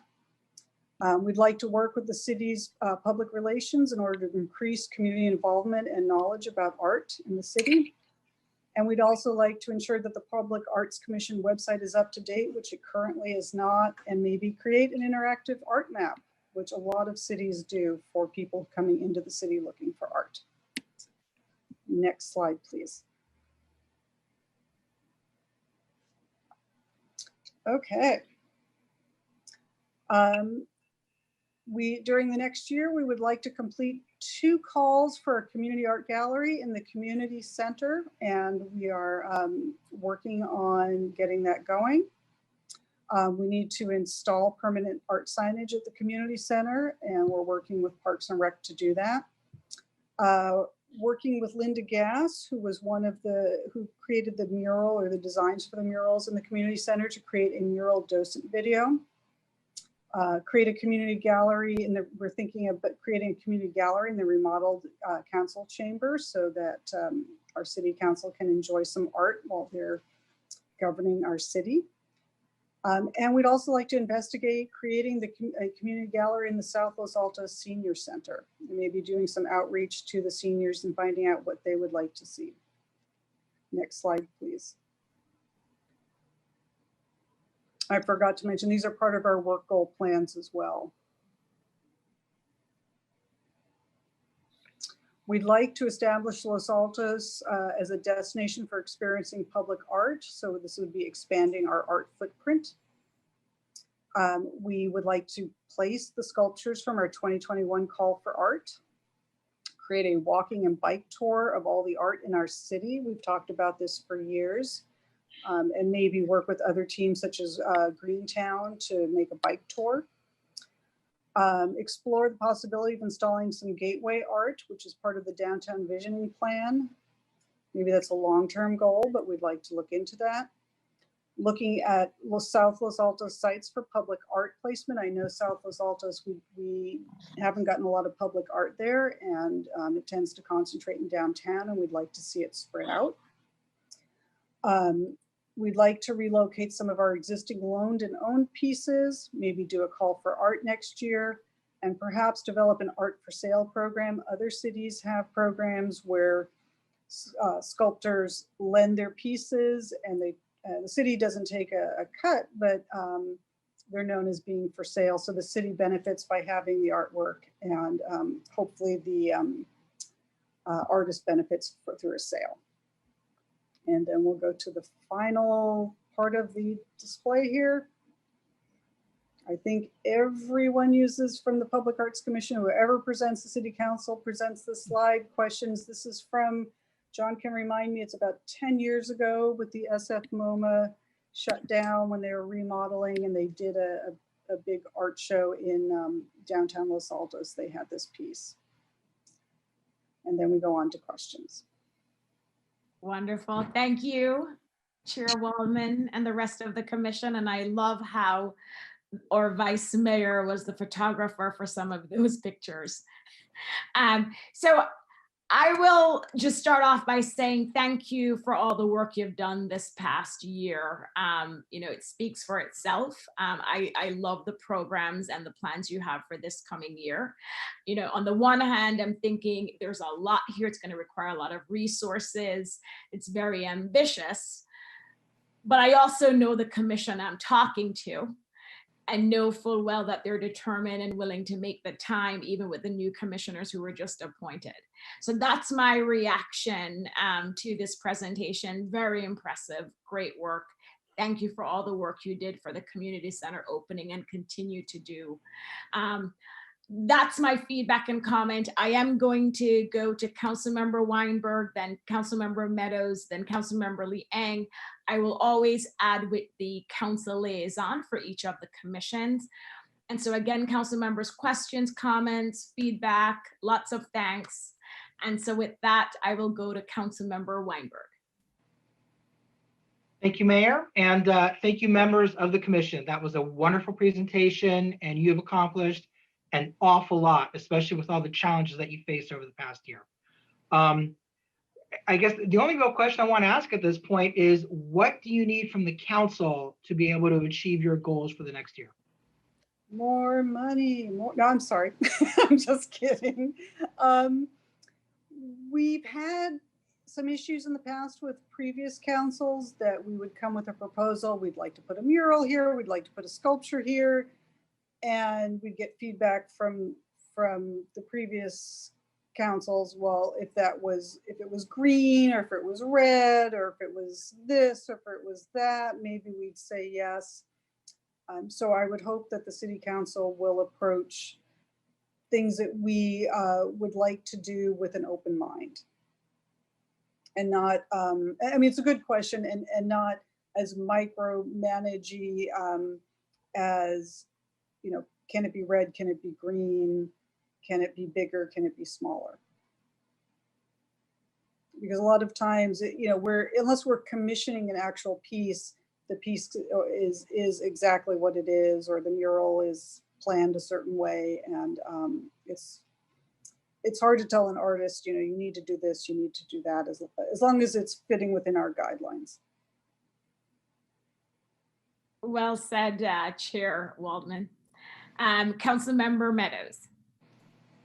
I just want to reiterate the thanks that everyone else has given. It's a real joy to walk around and see the art, especially the new pieces. And I think I know it's not called rock, paper, scissors, but that's what I call it. It's so much better suited to the community center. So thank you for finding it an appropriately scaled home. My only question would be, and I know this is going to seem kind of opposite, but with the Public Arts Commission now getting funds, 1% of new developments may begin to add up. And so I think the commission should keep an eye on over the years, whether that's actually accumulating to be more money than you can usefully spend. I know that sounds weird to say, but keep an eye on it. And then we'll ask you that in future years if it's feeling like the right amount of the public art fee that we collect. Thank you. So we've had a $10,000 budget for the 6.5 years that I've been on the commission, and some years we've had no budget. Sometimes the finance commission said, "You're going to get your 1%, and you'll eventually get it. So no money for you." So we've had to be pretty lean and mean, and I hope at some point we have too much, but a lot of cities have a 1%, and they've had it for 10, 15, 20 plus years, and they still seem to find ways to use it. So I hope that is a problem we have. It probably won't be while I'm still on the commission. Thank you, Councilmember Meadows. Councilmember Liang. I just want to thank you again for all your hard work. I have no doubt, and I'm confident that all the new commission members will be just as hardworking as well as the former commission members. And so I just want to thank you for being open to also looking at enhancing South Los Altos as well, and making sure that our whole city gets equal attention to art appreciation and exposure as well. So thank you for that, and keep up the good work. And thank you so much for that comment. I know that South Los Altos, I don't want to say that it doesn't get the love, but I know things have been sculpture heavy in downtown, and we'd like to either have programs or some kind of art or multiple pieces in South Los Altos. So we're going to try. Wonderful. Thank you. Vice Mayor, photographer. Whoa. You got to call her paparazzi now. I know. Was the least I could do given how much work they were all doing getting ready for the grand opening. No, I don't have anything to add other than this is a terrific group of people that have worked here, and we've got great new commissioners, and they all know that my own orientation and expectation is that they plan well, and that means with respect to targeting their work, their resources, and their efforts. Well, let me turn my video on. I meant to do that. Sorry. So it's just looking forward to a lot of work ahead, and excited about having 12 new pieces coming into town. That's just going to be amazing. We hope so. Yes. Thank you, Vice Mayor. And so back to the chair or any of the commissioners, any final words? I'll throw it open to the other commissioners on the commission. Do you have anything to say? Any input? I'll just say, thank you, Mayor. I'll just say what we really do appreciate is your support. And as Chair Waldman said, your open mind. This is really an exciting time for art in Los Altos. There's a lot of art, not just from us, and that's one of the reasons we kind of want to coordinate with other art groups. It's really quite astonishing what First Friday is doing, what Rotary did. I mean, First Friday, it's almost like an art festival every month. And so we really want, if we can work together, we really can make this city a real destination for art and art lovers of all kinds. So we really appreciate the council's support on that and being there for us. Thank you. Thank you, Commissioner King. And thanks again to everybody and welcome to the new commissioners. Look forward to seeing all the great work in our community, north, south, all over Los Altos. So thank you. All right, I think we're done. Yes, you are. Thanks, Monica. Thank you, everybody. Okay, planning commissioners, are you here? City Clerk, can you please call the roll for the Planning Commission? Yes, I can. Are we ready? I'll give them a minute to.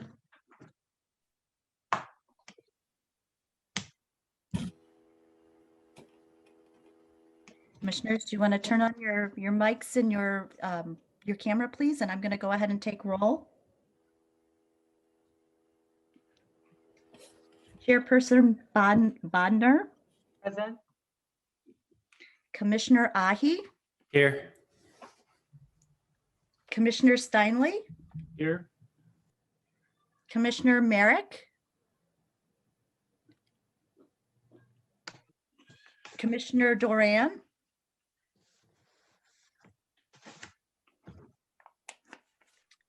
Commissioner Metzinger. Here. And Commissioner Roche. Here. Thank you. Thank you, Mary. We do have a quorum of the Planning Commission. Great, thank you. And I will turn it over to the chair. I know every commission does it differently. So I'll turn it over to the chair to present to council. And thank you so much to all the planning commissioners who are here with us this evening. Thank you. John, I was hoping you could put up the work plan that we have, and I'll jump in.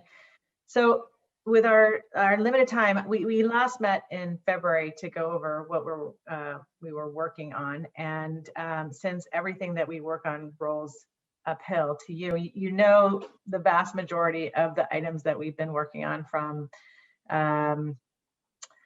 the study session that we have done on projects and on San Antonio, the projects on First Street, CUP approvals related to the California Water Service project, a flag lot, and we've done a lot of education also on changes to the affordable housing law. So I was hoping that we could actually look at the goals for this coming year and then get feedback on our work plan, and ideally sort of which ones you prioritize and your rankings for them. And then also to the extent that you have specific feedback on each of them or any of them, that would be particularly helpful to help guide us in our work plan. So the 5 areas of focus, always we have to look at the housing element and update.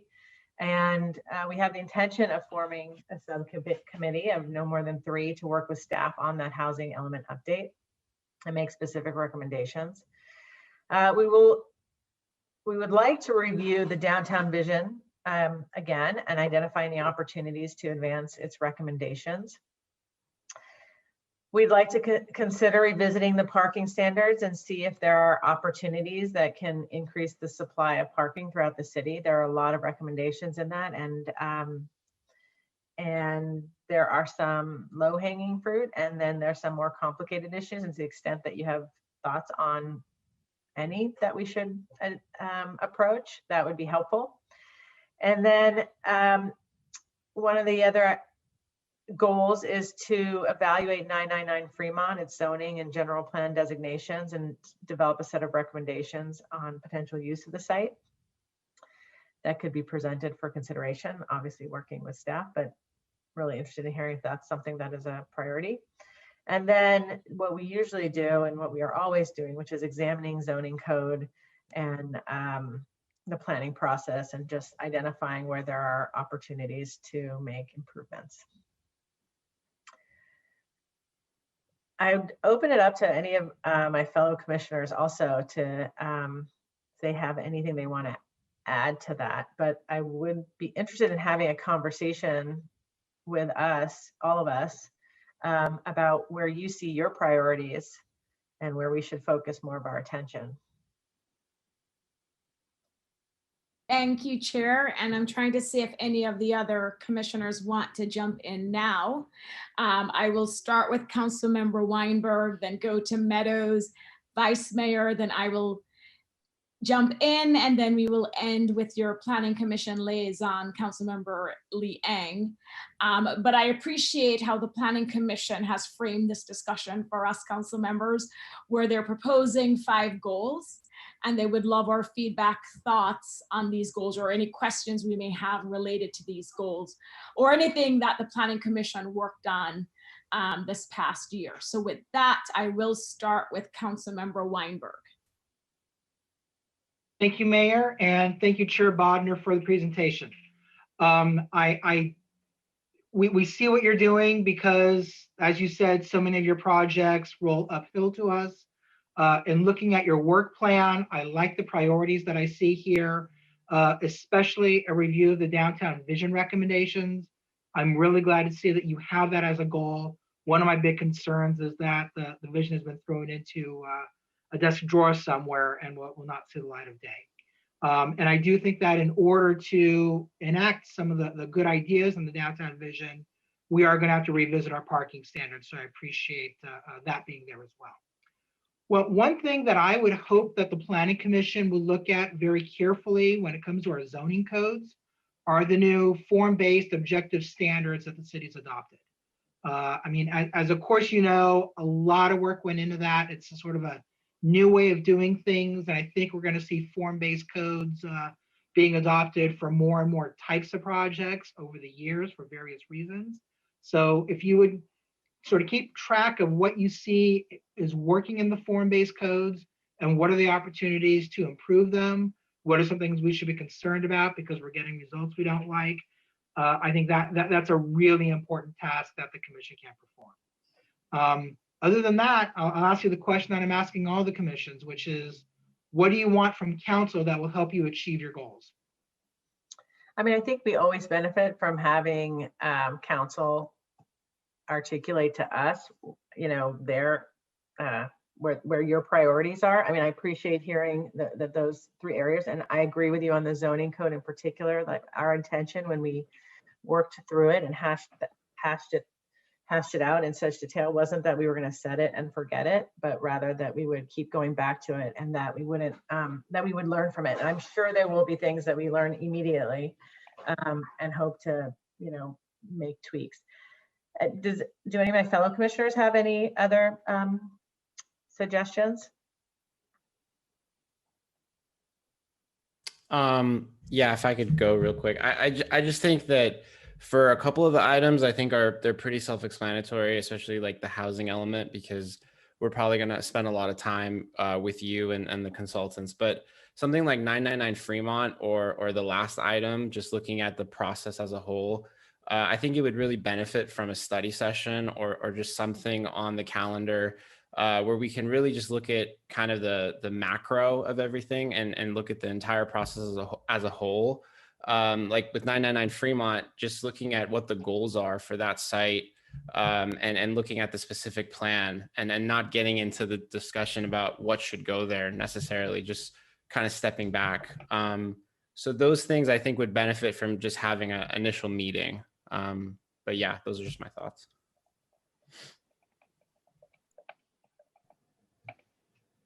Thank you, Councilmember Weinberg.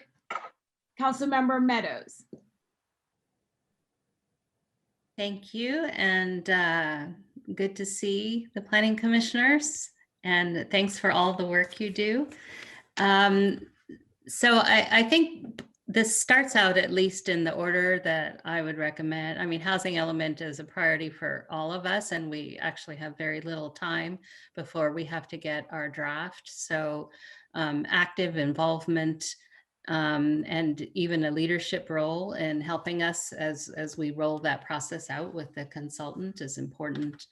I completely agree with Councilmember Weinberg about the downtown vision. I think as we find our community and other communities coming back to life, whether we're getting through COVID or learning to live with it. I'm not sure exactly where we stand on that, but everyone is out and about more. And so I think we should begin to look at the downtown vision. I think a year ago, we said, well, let's hold off. We don't know, you know, what COVID impact is going to have. But I think we do need to start picking up some of those pieces and thinking how we can apply them. I'll skip, I'm sort of going the order that I would prioritize. So I think examining the zoning code and planning process is also very important. That'll probably to some extent fit in with housing element as we sort of derive new areas in town that we're going to have to zone differently. Then we're going to have to calibrate our current processes and our code and try to make it all hang together. It's a complicated process, and the commission is the best one to be focused on that while going through the housing element process. And then I remember the low-hanging fruit and the parking standards. So, and basically there are parking spaces for the taking out there right now on existing asphalt that we can create some additional parking. And so I personally think that I'm not quite sure, it sort of slipped away into a black box somewhere, but I think that would be worthwhile, again, in hand with potentially looking at the downtown vision aspects. And I think 999 Fremont is important. I do think relative to the housing element and the other things I've mentioned before, it's maybe a lesser priority. On the other hand, we have to be thinking about it now so that we're proactive rather than reactive in terms of, you know, that space. And maybe, you know, I could almost see a joint meeting between Planning Commission and Complete Streets, perhaps, to look at that area and think about it from the ground aspect of traffic, and then maybe be able to, you know, so if we started there, then potentially that's the way to get some ideas and think about more specifics. But I don't want to plant my own ideas there, so I probably said too much in regards to that one. You know, but how can we make the best use of the city space in that area? I think that's a key question. So one role that I particularly like the commission to play is you all are the functional experts. And so, you know, when you review items and make recommendations to council, I particularly pay a lot of attention to that. And I think that's a critical role of the commission. Council may have a different decision at the end, but I think the role you play is valuable, and the more clearly you can articulate the reasons that your recommendations are made, the more helpful for all of us to help guide better decisions at the council level. So thank you, planning commissioners. Thank you, Councilmember Meadows. Vice Mayor? Sure, I'll go next. Very quickly, with respect to the housing element, yes, this obviously is the urgent thing. If I was going to pick one thing on this page and say what has to happen this year, that one has to happen. With respect to the zoning code that we approved with all the changes and so on, which I think is actually the bottom of this list, but I would say as you go through projects, if you identify oopses, like, oops, gosh, you know, we missed on something, please do not hesitate with staff to say, you know, let's not wait, let's bring this one forward to council and clean these up. If there are things where you're not sure about, obviously, that you want to put on hold, put in a parking lot, yeah, we need to look at that, whether or not that's really the right thing or not. But please do not hesitate if you find oopses or things that really need to be fixed, to move those through quickly, because unless we change them, we have, as you know, we don't have discretion. So to me, that is a really critical ongoing responsibility that you have. With respect to the parking standards, I feel a little bit schizophrenic, because we had the Environmental Commission on earlier. They were talking about reducing parking. So they're talking about reducing parking. We're talking about capturing some new parking. So I want to make sure that we don't have staff and commissions working at cross purposes here. And maybe that needs some exploration as to really what are we trying to do and where are we trying to go for the city. So I'll drop that one, I think, in our city manager's lap and let him sort that out a little bit. With respect to the 999 Fremont, I think we need to be aware that we have an existing plan. We looked at that existing plan several years ago and we affirmed what we were doing with 999 Fremont. And so I think we need to be very careful about saying, oh, we're just going to start with a blank sheet of paper. I'm not sure if that's the right thing to do or not, but I think we need to be sensitive to the residents who have been waiting and waiting and waiting for us to finally do what we committed as a city to do more than like 20, 25 years ago about Fremont, and not just say, oh, we're going to throw this back in the hopper and spend another 5 years studying it and still do nothing. So again, that's something I think this council needs to talk about in terms of our own priorities in January, what we want to do about Fremont, but I don't want us to lose sight of the fact that we have affirmed that plan within the last few years. And so, you know, I think we need as a council, we owe the Planning Commission our own direction and priority setting on how we want to approach 99 Fremont and when. And that's all I have, Mayor. Thanks, Vice Mayor. And I'll pick up where the Vice Mayor left off, because I had the same thought related to 999 Fremont, where, you know, with the other goals that you have here, I support the role of the Planning Commission, where if there's an issue you want to work on that you think will benefit the community, you know, feel empowered to work on it and move it forward and bring recommendations to City Council. I think that's a very important role or commissions play in the city. But on the other hand, I wouldn't want you to get ahead on something that as a council, because 999 Fremont could go in so many different directions. I would prefer for council to give direction before the Planning Commission embarks on tackling 999 Fremont. You will definitely be involved. I just don't know if it makes sense for the Planning Commission to make it a goal for itself before the council has really taken action or made a decision. And as the Vice Mayor said, you know, we have our priority setting retreat in January or February. I know we're still figuring out the date. And I'm sure this will come up, but I would definitely recommend holding off on making this a top priority goal for the Planning Commission until the council decides. Housing element update, you know, yes, that has to be your #1 goal to help us get that across the finish line. And I do want to commend the Planning Commission for being proactive about the subcommittee. I love this idea, great idea, so thank you. On the downtown vision recommendations, yes, please. This has been on our priority list, and I think we've always taken the approach that there's so much in this plan. You know, which of the many things can we tackle or do we want to tackle each year? And my concern is, you know, if we don't start looking at it and implementing things that will benefit the community, the information and data that built that plan will get outdated. And we spent a lot of money and time developing this plan. So I definitely would support the Planning Commission really looking at it and helping us, you know, you're volunteers, but helping us figure out which of the proposals or ideas in the plan would be worth pursuing and why.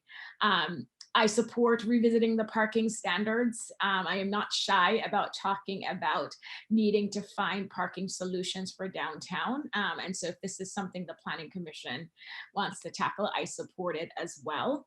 And then the zoning codes, #5, yes, I think, you know, we adopted the objective standards for the mixed use oh my gosh, it's been several months now, and now we're working on the residential. I really would appreciate you planning commissioners being the experts in the field, weighing in, giving us feedback. The oopses that the vice mayor mentioned really need your leadership on these codes as we move forward, because as you know, we adopt them, but actually implementing them and seeing how they work may look a lot different than we had envisioned and planned. And then two other things I wanted to talk about are housing bills. I know many of you are aware of the housing bills that have been passed this year, but also last year. And I have talked to the city attorney about ensuring that staff, planning commission, council members are all educated on these different housing bills. And so I want to make sure that's also a priority for the commission in making sure you're aware of, familiar with these new bills and how they're applied, because we want to make sure that Los Altos at the planning commission, staff and council level are all rowing in the same direction and complying with these new laws. So that to me would be a priority early in the year to make sure that you're up to speed on these new legal requirements. And then, you know, we mentioned the housing element update. I do have a question either for the chair or anybody else on the commission. Well, have you formed the subcommittee yet for the housing element update? No, we haven't. No. Okay, because I was going to ask for the housing element update, what do you think, wearing your planning commission hat, is going to be the #1 challenge for us? Because as Councilmember Meadows said, we don't have a lot of time, but we need to get it right. So you as our commissioners, when you think of RENA and the 1,958 units we have to build, and the housing element update, what's the #1 thing you think we should be aware of and that may be challenging for us next year? I mean, too many things, Roni. Yeah, space, density, our current codes. I think our parking requirements actually make it sometimes harder. I mean, I think one of the things I'm hearing, to the extent that we focus on the housing element as our biggest priority, I wonder if we also look at the other goals, like the downtown vision recommendations as they talk about housing, our parking standards as they would help facilitate housing, because there is a direct correlation. I agree with the environmental group. There is a direct correlation between incredibly restrictive parking standards that make it more difficult to build more housing. And so there's connections between all of these. And if we look at them all with the lens of trying to increase housing, then maybe that's our focus. Anyone else on our planning commission have thoughts on what the biggest challenges are? I think also sentiment, pushback from the community in terms of meeting those goals, being really aggressive in meeting them. That's hard. Yeah, I think the biggest thing is just being aggressive and really pushing the limit as compared to previous housing elements. I think that you know, housing takes a really long time to get built. I don't think any project that I've been on the commission is going to finish by the time my term ends. So these projects take a very long time. And if we're not thinking 20 years from now, then we're not going to have anything after this upcoming. So I think it's really about being aggressive and pushing it. So yeah, that's all. Thank you, Commissioner Ahe. Okay, Councilmember Lee Eng, this is your commission. I will have you end. Okay. Can you hear me? Something's wrong with my microphone. Can you hear me? We can hear you loud and clear. Okay. I wanted to thank the Planning Commission for their hard work and their continuous hard work. The one thing I think we constantly need to be mindful of is our staff limitations. As you know, we are limited by our staffing shortages.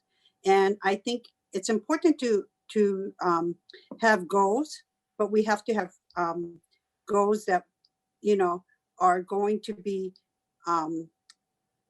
we have to be cognizant of the priorities of these goals.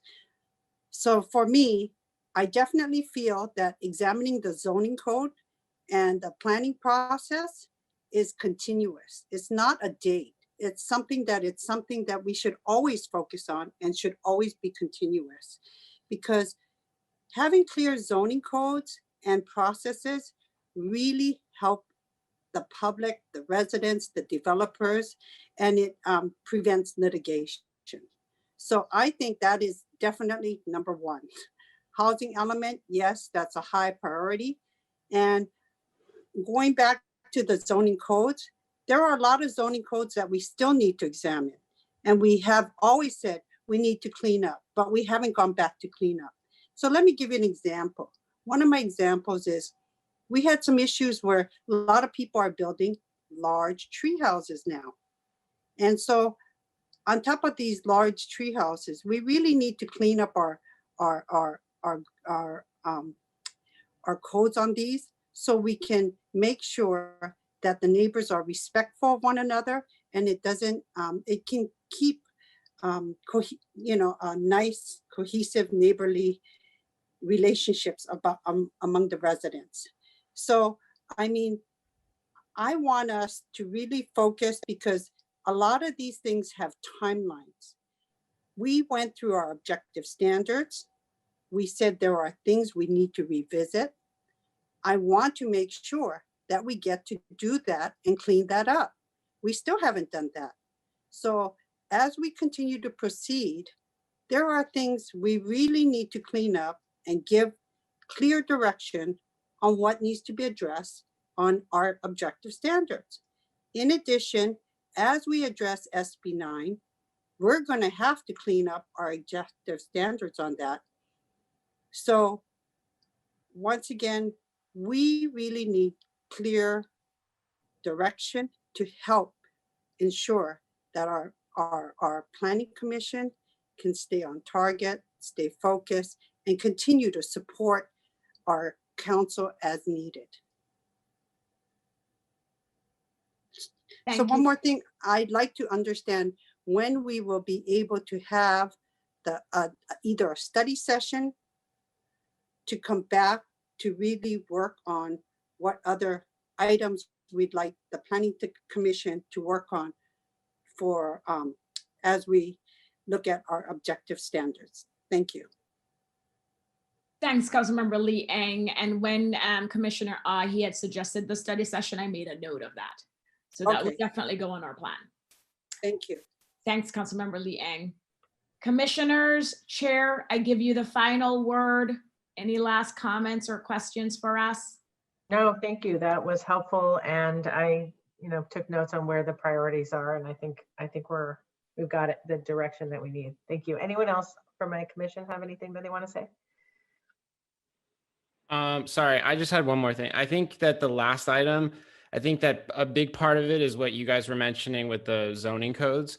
The other half of it, which I had brought up, is just the process as a whole. I think that over the last 10 years, not just Los Altos, but every city, more stuff gets added to the requirements and to the process, and it adds more time.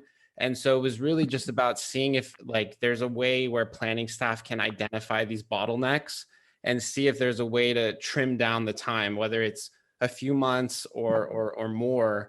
How can we make this more efficient and get these projects going a little bit faster? So I just wanted to mention that, because that was a big part of that last item. Thanks, Commissioner Ahi. And thanks to all the planning commissioners again. We know you're our partners in a lot of this, so thank you. Thank you. Okay, next we will invite our historical commissioners to join us.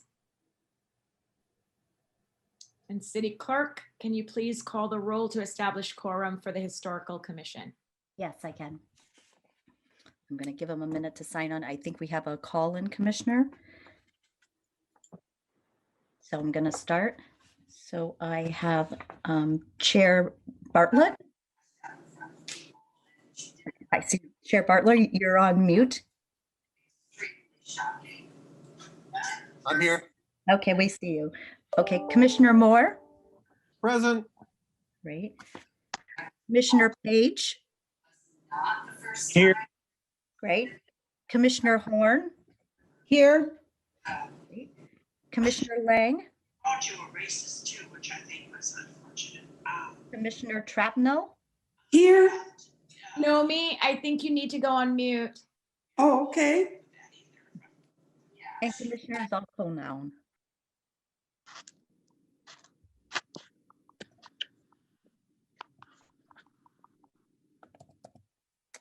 Commissioner Zolfanown? Here. Great. Okay, so we have a quorum of the Historical Commission. Thank you. Thank you, City Clerk. So I will turn it over to the chair to present to council, and then we'll go to council questions or comments, starting with Councilmember Meadows, then Lee Ang, then the Vice Mayor, and Councilmember Weinberg, and I will end as the liaison for the Historical Commission. Very well, thank you very much. And we'll make a short presentation and tell you what we've been up to. So first of all, we have the just the presentation slide there. And if we move forward, the goals pretty much follow from the ongoing work plan. And I think it's fair to say that, the commission is largely a reactive kind of a body, and the projects that would normally have, come up for review, for action, for approval have been slowed up. There's not a lot of new, renovations going on, or the ones in progress have been delayed. So we had a pretty quiet year. Given that. So we did, get some things done. The Margaret Thompson is always a big hit. And we only had three meetings over the last 10 months. There was actually 4 in the last 12 months, but that was all we got. The Margaret Thompson is always a big hit.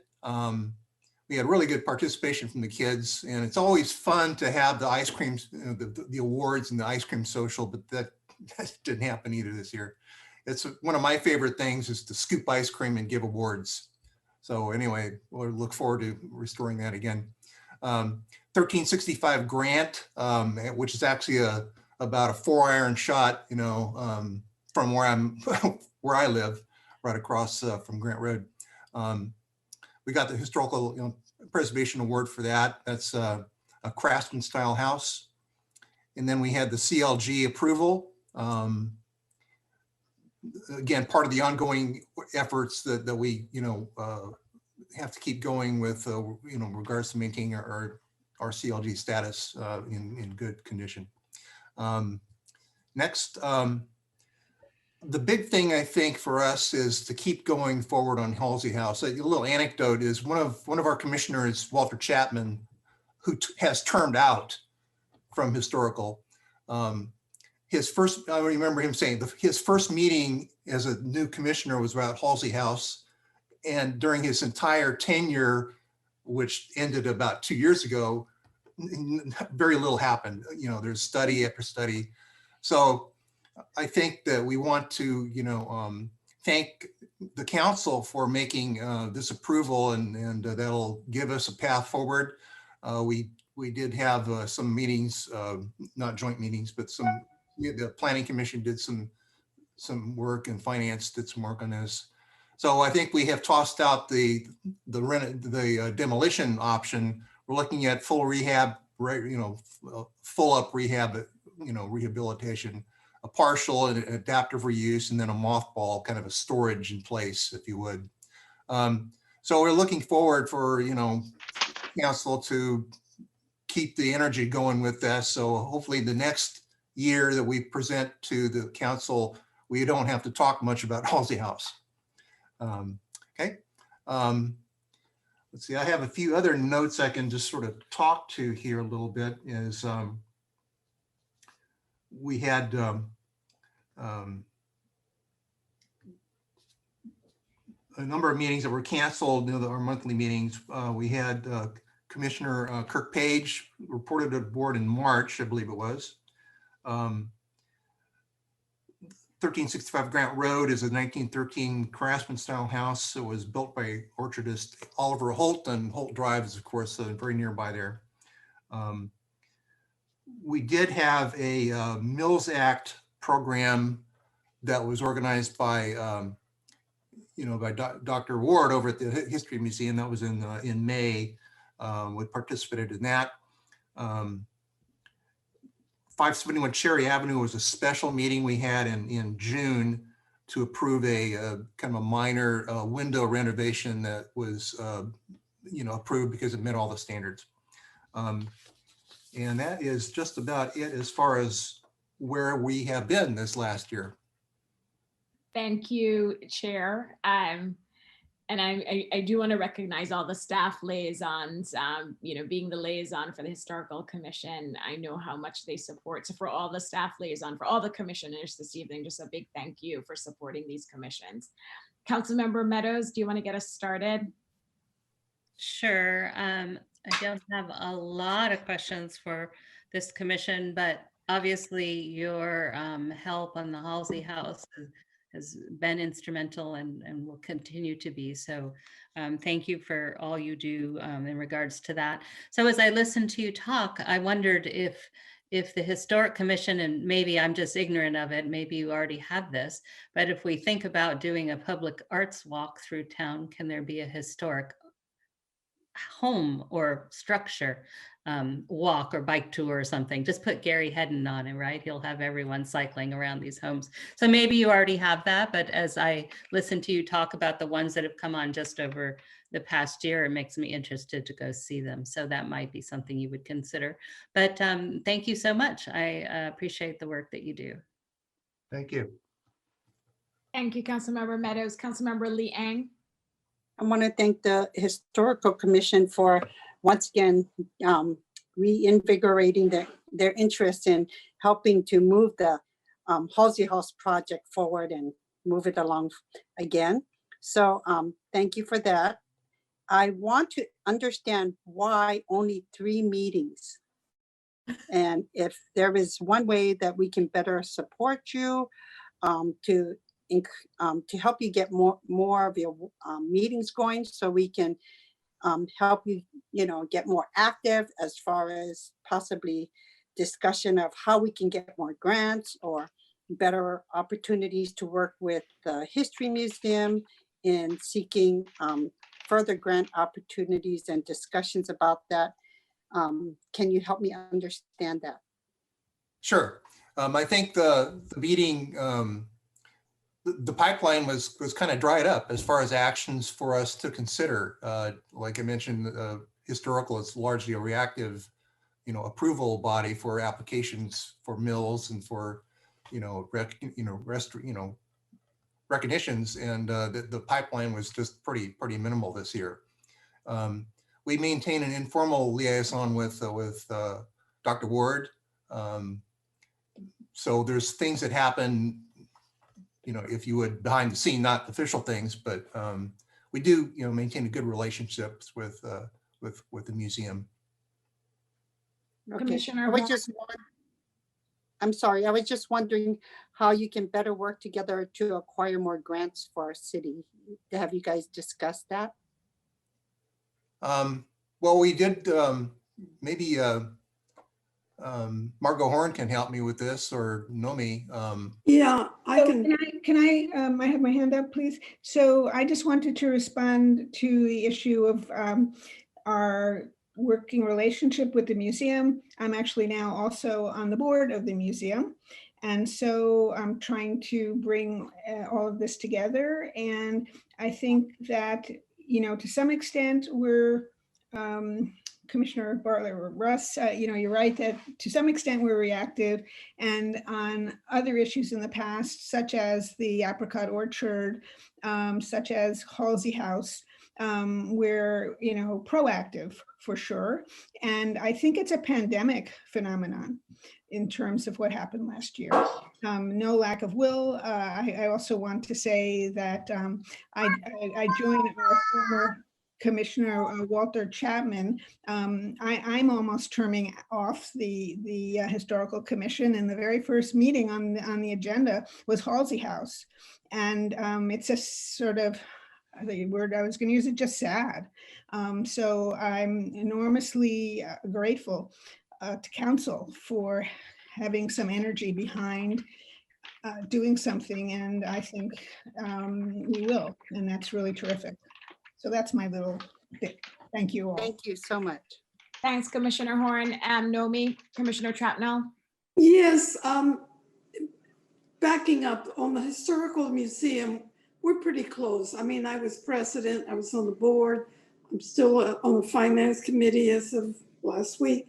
But on the issue of grants, that's something I have spent a lot of time on. And the problem, if you will, with the grants is that most of them are for government body. And you have to have a plan before you apply for the grant and funding to do your half of it. And, so even though we could write a grant, it doesn't do any good unless the city also is part of it and supports it with funding.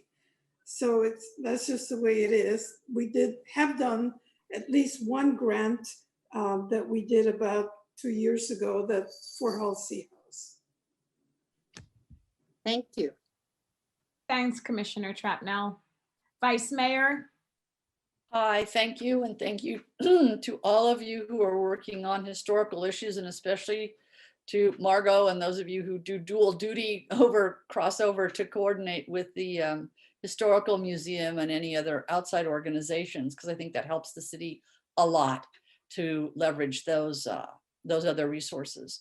I want to pick up on something that your chair said about being, mostly a reactive commission and new changes in the law so that how we handle things on potentially historical structures going forward is going to change a bit. And I don't know whether the city manager and your staff resource has talked much with you about that, but that's kind of something that's out there for the future. My big question for you is that I don't think we've updated our historical inventory for a very long time. And I'm just wondering if you had any discussion about that during the course of the year, or for some of you during the course of your tenure recently, or if you have any particular recommendations to us on how we can verify or potentially add things that may have been missed to our historical inventory, our resource inventory. Well, there hasn't been an audit during my time, a cross check, if you would, of inventory versus, actual. I think it's a great idea, and we should probably bring that up for our next meeting, certainly, to, make a review and assign maybe a subcommittee of this, of our commission to make that happen. So Commissioner Moore, can you please go on mute? Go ahead, Commissioner Horn. I would just add to that there hasn't been an audit since I've been on the commission. It's very important. We've raised it. Where is Sean? Is Sean here somewhere in this meeting? Yes, he's on the call. Good, okay, because I've asked him and that's come. Hi, Sean, nice to see you. Thanks for all you do.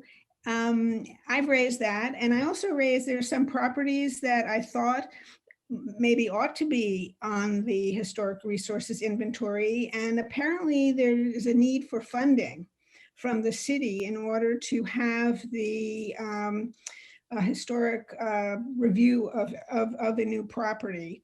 And so maybe that's something that we want to look at. Is that not correct, Sean? Remember we talked about that? So historic inventories are usually occur every 10 to 15 years. 2012 was our last inventory. I think some of the elements of the city that haven't really been considered are some of the construction that has occurred in the 1950s, 60s, and 70s, or 50s and 60s that do qualify as historic potentially, and those are mostly ranch-style homes and other homes from that time period. That was approached, my understanding, early in the 2012 inventory. However, there was a decision by the commissions and potentially by council in regards to that there wasn't a willingness to kind of pursue potentially mid-century structures from the 1950s and 60s, but that could be a significant consideration is to consider potential ranch homes to the inventory. In addition, you can receive funding through the CLG grant program for a historic inventory update. There is funding available through that process. Excellent, excellent. Thank you, Sean. Thank you, Sean. Commissioner Trapnell, I see you have your hand raised.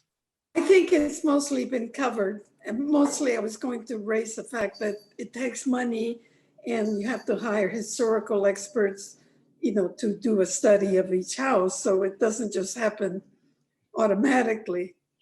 I do think, however, we could do more on publicity for what does it mean to be a historical house and, you know, what are the benefits of doing that sort of thing. Thank you, Commissioner Trapnell.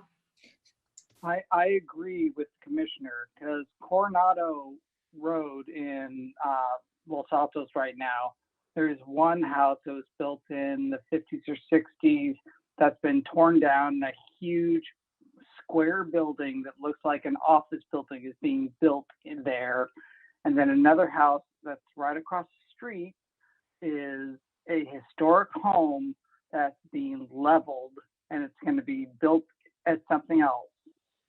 And that really bothers me. It's changing the feel of Los Altos to this modern city. And we are not a modern city. We're an older city. We've been around since the 50s. I would love to see houses that were built back then still around.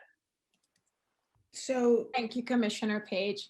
Go ahead, Commissioner Horn. So just to say that we are chomping at the bit, if you will, to do things on behalf of the historic resources of Los Altos. We are both a modern and a historic city. I don't, Kirk, I don't think there's any contradiction there. And we can move forward while we preserve our resources, and it's an issue of identifying them. And that's what the inventory does. So I think we're ready to get on that. And I don't hear any objection from council, you know, and I'll defer to the city manager and staff to figure out what the right course of action is for us to move forward on that. Councilmember Weinberg.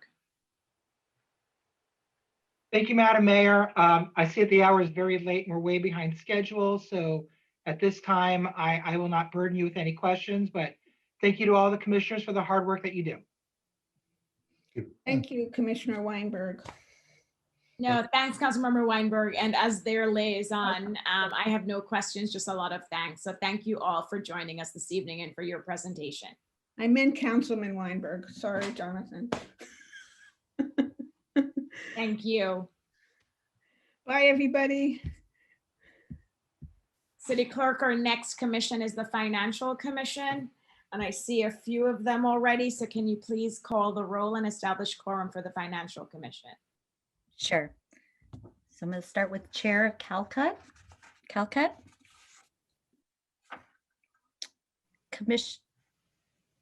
Commissioner McClatchy.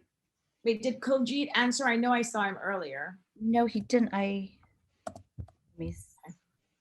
do not see him on. Okay. Commissioner Fry. Commissioner Kalbach. Here. Commissioner Whipple. Here. Gotcha. Commissioner Richmond.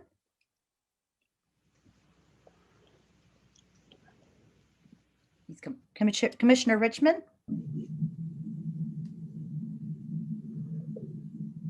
I see him. Maybe he's mute. I see him. Actually, I believe Chair Calcat is here masquerading as. I'm here. Sorry, I was muted. Yeah. I couldn't get off mute. Chair Calcat, okay. I'm here. And you're listed as Tony Richmond, just so you know, Chair. Oh. Yeah, your tile. That is very strange. Sorry, we're interrupting you, City Clerk. Where are we with the roll? So I am looking, I want to call one more time, Commissioner Fry, Commissioner McCatchy, and Commissioner Richmond. So we do have a quorum. Wait a second. Okay, well, thanks for the think so. financial. No, we don't. And You Commissioner. don't have a quorum. Do we No, have we don't. 4 I'm commissioners looking, here? I'm also No, looking there's for 3. Commissioner Claris. Commissioner Claris. And I do not see him in the lineup. So no, you do not appear to have a quorum. I'm afraid I had us as on second, which was an hour and a half ago. So the others may have been on the same. I have to leave shortly because I planned on us being on earlier as the original notice gave us. So I don't know what you want to do.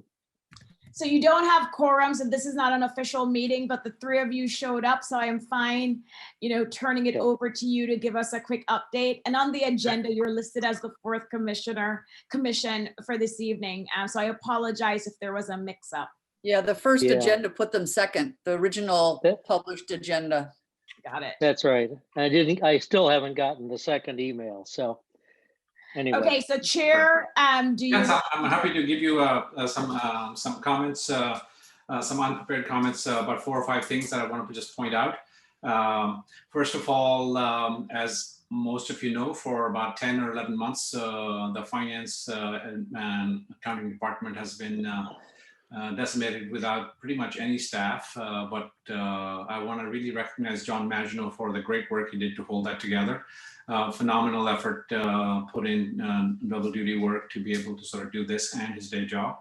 And it is hard to actually keep the business of the city running if nobody's actually counting the money.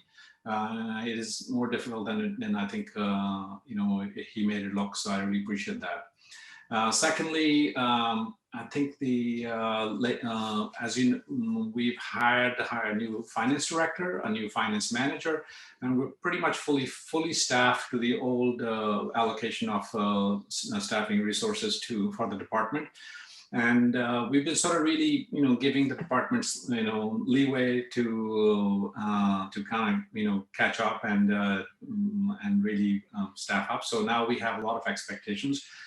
We think it's a great team. I think we've got a very nice finance director and a finance manager, so we hope that they'll be able to do great things for us. So looking forward, I have 2 or 3 things I think the commission would like to sort of point out. The most important thing, first of all, is that even though we call it the finance department, it's the accounting part of the finance that needs to be looked at most carefully. We are still a little bit tenuous about getting accurate and timely data on our monthly, quarterly, even year-end closes in terms of where we're spending our money and where it's coming in.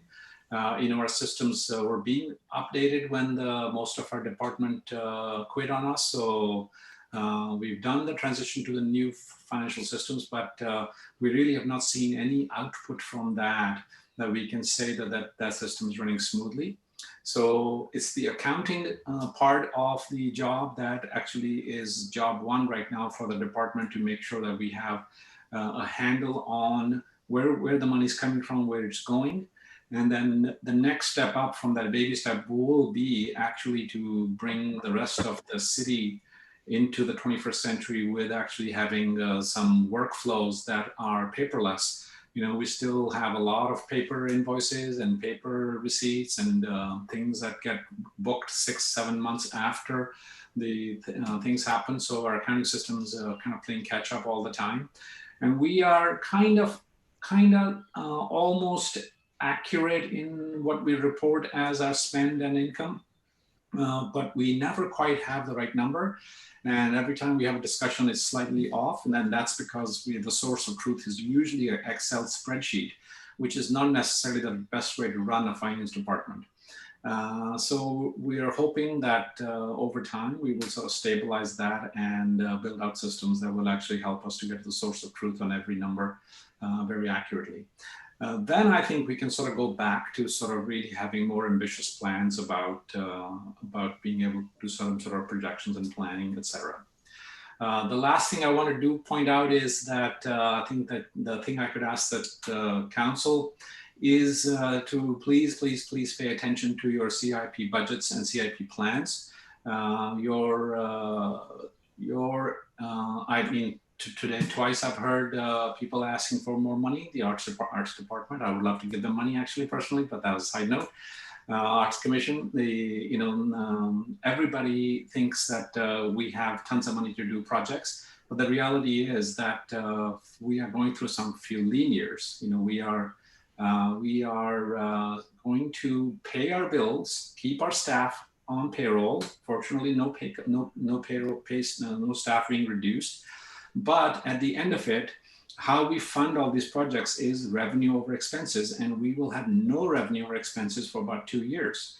So what that means is that we have a kitty of about $6-7 million for doing projects, and that is going down every day. Usually in normal times, which is pre-2019, we usually contribute $2 to $3 million to that fund, and that's the roughly the amount of money we spend on these kind of projects every year. So just keep in mind that we are not contributing to our project funds, and we are dwindling our $6-7 million reserve in that area. So we do have to keep our budget, either we extend ourselves, which we can, but that has to be a conscious decision, like we made with the community center that we got a $10 million loan. And I think it was probably, I still believe that it was the right decision. Because that's a 50-year, once in a 50-year kind of project. You don't want to underbuild. But you have to be conscious and cognizant of the fact that we are paying our bills day to day and staying afloat, where we do not have money for probably 2 to 3 years to do any major project at this time. And then if there are other larger projects, which I'm really keen on, like that are 20 plus, 30 plus $1 million projects, that get discussed, I think it'd be really great for everybody to sort of talk about the funding source for those at the same time that we talk about those projects. Thanks, Chair. Sounds like the Chair of the Financial Commission giving us feedback and advice. So let's start with Councilmember Liang, then go to Meadows, then Weinberg, then I will go and we'll end with the Vice Mayor since she's the liaison. So any questions or comments for the Commission, Councilmember Liang? Thank you, Chair Kojit, Kokat, and I really appreciate your summary of what is, how our financial situation really is and what we have to be cognizant about. So having said that, are you going to be more proactive or have the Commission be more proactive in weighing in on projects that come before the Council as far as adhering to our priorities and how these decisions are going to affect our budget? I was just wondering if the Commission is going to be more active in that role.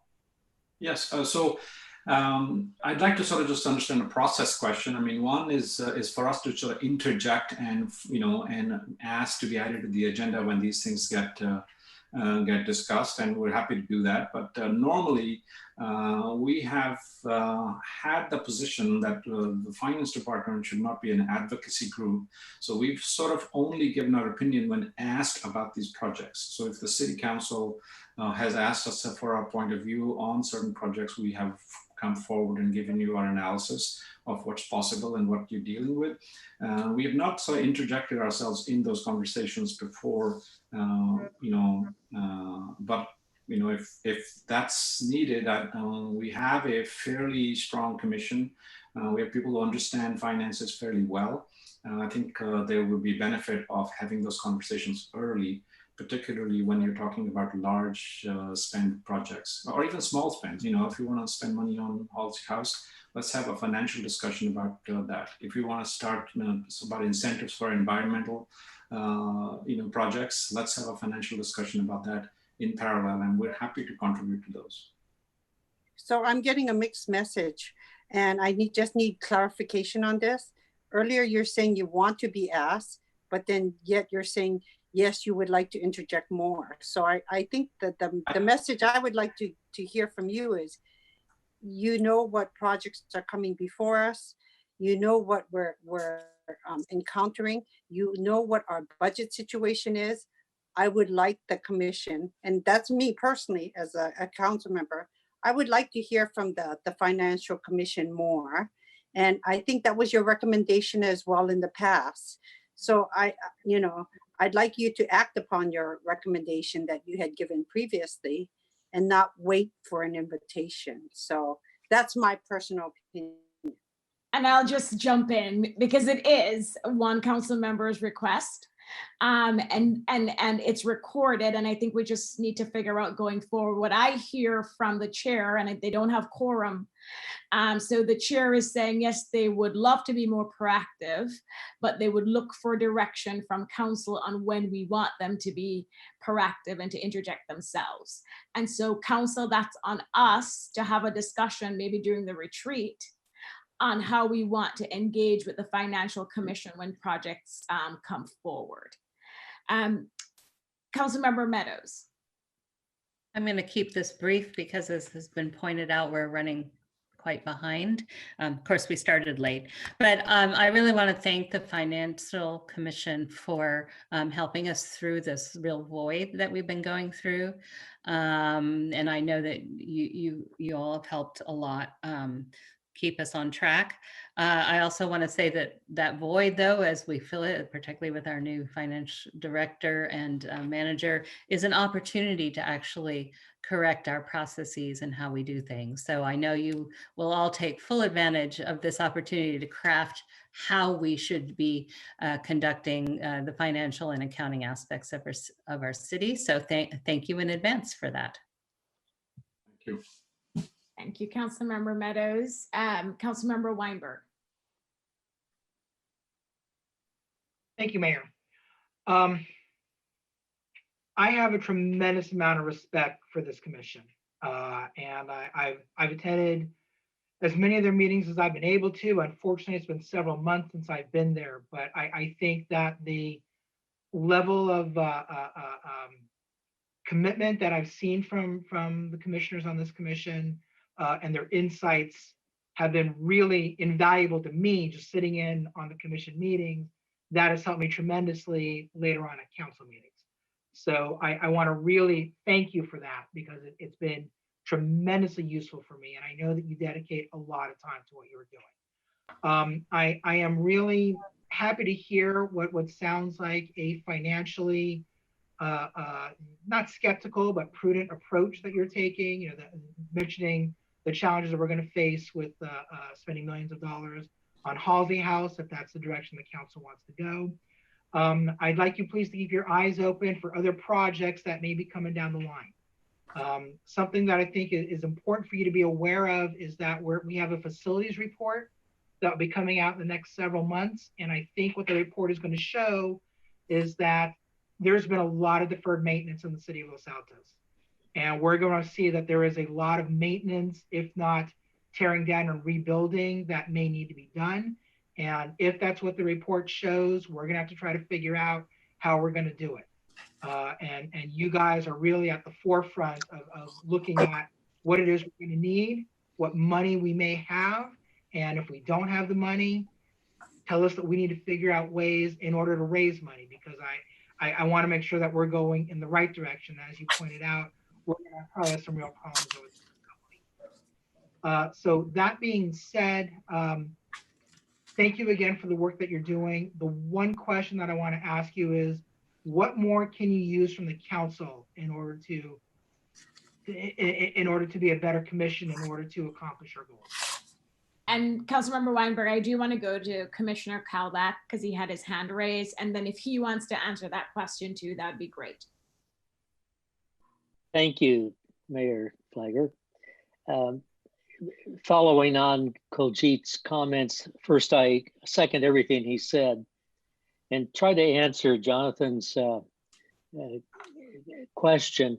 I think, as we've said in the past, just being sensitive to that we are here, and whether we interject ourselves, as maybe some of you may want, or ask us if there's any financial implications on a project, and listen. I think we're all willing to and able to talk and project our thoughts, but none of us want to be on city council. Obviously, we would be there. You guys do a great job, and you have a lot of pressure. So we don't want to add pressure, but we certainly want the direction to be to result in a fiscally responsible program on everything. I want to add one thing because Kuljit didn't mention it, and I want to make sure you don't get blindsided. John Furtado came to our first meeting with him and brought up a question that may come up, will come up. It is possible that the $150,000 brand new accounting system that we installed 2 years ago is worthless. John is going to come back to us, and I've talked to Gabe about this too, with recommendations of its shortcomings and what we would have to do to fix it. Because as Kuljit said, there's not adequate reports, there's not adequate information for the management team, much less us, to make recommendations on. This could be another $150,000. So I'm giving you the maybe worst case, maybe realistic case. It's in process. I don't want anybody to be sideswiped and surprised. So, but thank you for your support. I think listen to us, ask us in. We'll speak. Yes, you will. Thank you, Commissioner Kalbach. So I am next, and I will pass just, thanks. And we will end with the Vice Mayor who sits in on your meetings. And so she really knows you well in the work you're doing. Vice Mayor. And I think because I know them well and the work they're doing, all I can say is a huge thank you to them. And especially I want to echo the chair's comment about how difficult there was a long period of time where we were understaffed and not and thanks to John Maginot for hanging into everything, including jumping over and being liaison to this commission during that time. Even though I know the Arts Commission wasn't thrilled that he did that, but there you go. So thank you to all of them for all of the incredible hard work. And I know that Mr. Furtado has been impressed with the people that he's finding on our commission, and they are pledged to be as much help as possible to this city. And the skill level here of people who hold CFO and CEO positions in Silicon Valley and understand strategic budgeting is enormous. And we would be foolish not to take their offer of help on a number of issues. So thank you, all of you who participate. Thank you, Vice Mayor, and thanks again. Thank you, Mayor. Can I just one thing I want to just add for the record, I just wanted to thank Councilmember Weinberg for his support and appreciation. I do want to just clarify that I hope it doesn't sound like total gloom and doom. After, I think maybe 2 years ago, this was not the case. For the last 2 years, we've had a management line item in our general fund budget. So yes, we do have some money to keep maintaining things we have. We can fix a AC if it breaks down. We can repair toilets. We can repair roofs. So please don't, when I said that we don't have money for capital improvement projects, I truly mean capital improvement projects, new projects, not for just ongoing maintenance. We do have that in our budget. So if anybody sort of misunderstood, I just want to be clear that people don't think we can't actually do basic maintenance. Thanks for that clarification, Chair, and thanks again to all our financial commissioners. So next we will invite our design review commissioners, and I know our library commissioners are here. We will get through the design review commission, and then the library commission will get its turn before we start our special meeting. So with that, City Clerk, can you please call the roll for the design review commission? Yes. Chairperson Bishop. Here. Commissioner Blockus.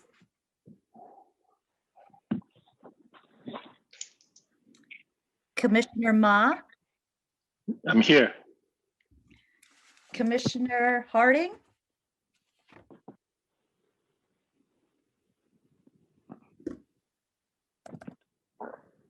Thought I saw him. You're on mute, Sam. I do see him. I see his name.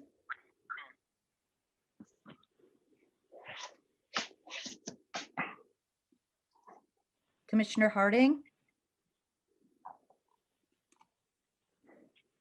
Let me come back to him. Commissioner Herrick? Here. Great.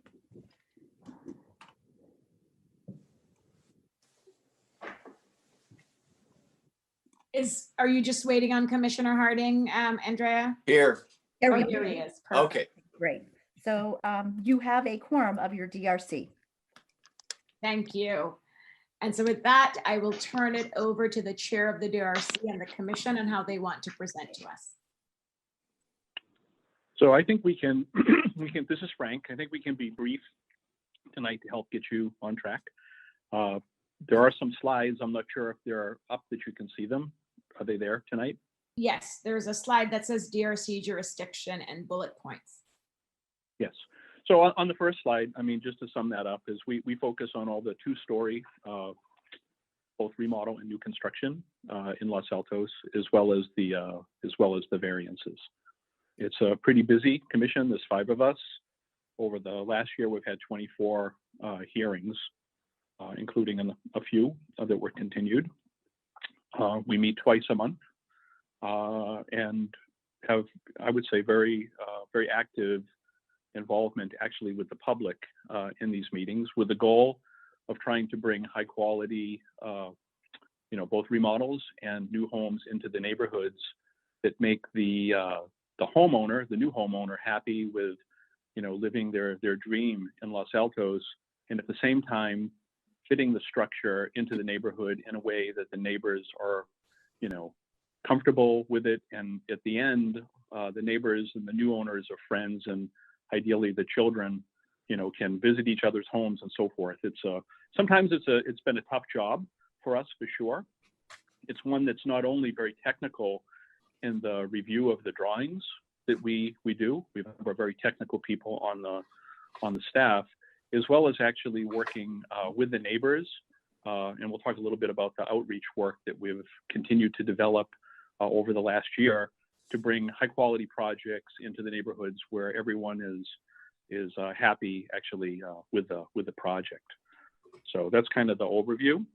As far as the resources, I think you know what those are, largely the zoning code and the design guidelines that we work inside of. I mentioned the number of hearings that we had, and then on the outreach policy, we've had a couple commissioners, and I'd like them to actually speak to this. Maybe Sam Harding can offer up a few words. He's been very active, actually working not only with the owners of the new projects, but also with the neighbors that abut and exist within the neighborhood. So I think Sam's work has done a lot to help diffuse some of the problems that would typically come up at our meetings, that we get this discussion working earlier in the process, and the plans of the new construction shared with the neighbors before we confront it, which has been difficult actually in the COVID days, just through the verbal telephone lines that we've all been working with. So Sam, would you want to say something in the area of outreach and kind of the work you've done with both the owners and helping really increase the communication with the neighbors? Yes, I can. And am I unmuted? Yes. Okay. I don't see myself, but okay. So really two things. We can hear you. Okay, good. I've unvideoed myself, but okay. Two things. Listening earlier to the Historical Commission, I think an expansion of maybe their operations would be appropriate. I'm sure you're aware of the issue on Marvin, where many people thought a particular home and place on a corner had some historical value, and really has led to quite a continuing. I think we're on our 3rd or 4th continuation of that project. And Commissioner Harding, Yes. I'm going to interrupt only because it's an open continuing hearing. Okay. And so I want to make sure that because anything you say during this meeting will become part of the public record. So I can already let you know the council members will not be reacting to anything you say related to that property. Okay. Well, it's my second comment, which was mentioned earlier, is that in many cases, I've spent time with neighbors understanding what their concerns are about a project. And the primary thing that I've found is that the projects that we've had some difficulties with really come into the system without full disclosure. One of the first things that's asked of a owner or architect is to complete the neighborhood review.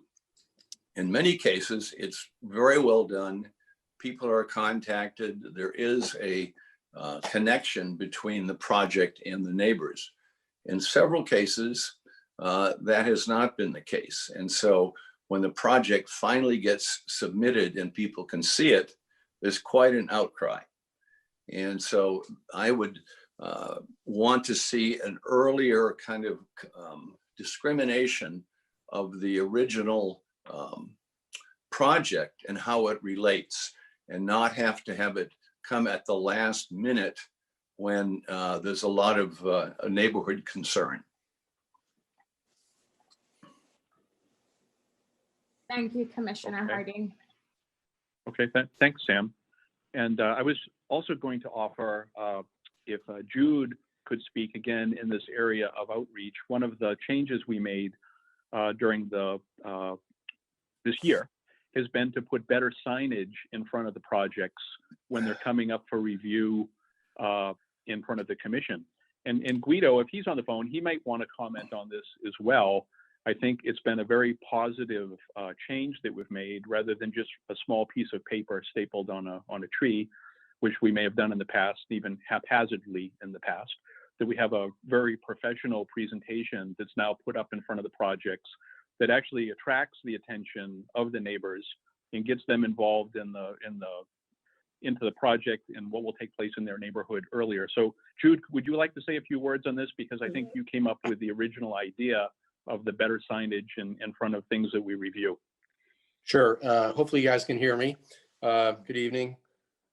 Frank, can you hear me? We can. Okay, good. Yes, we can, Jude. Please proceed. Well, just to let the council know that we have twice over the last year or so sat down with Guido to discuss potential changes to how to improve the communication amongst the neighbors.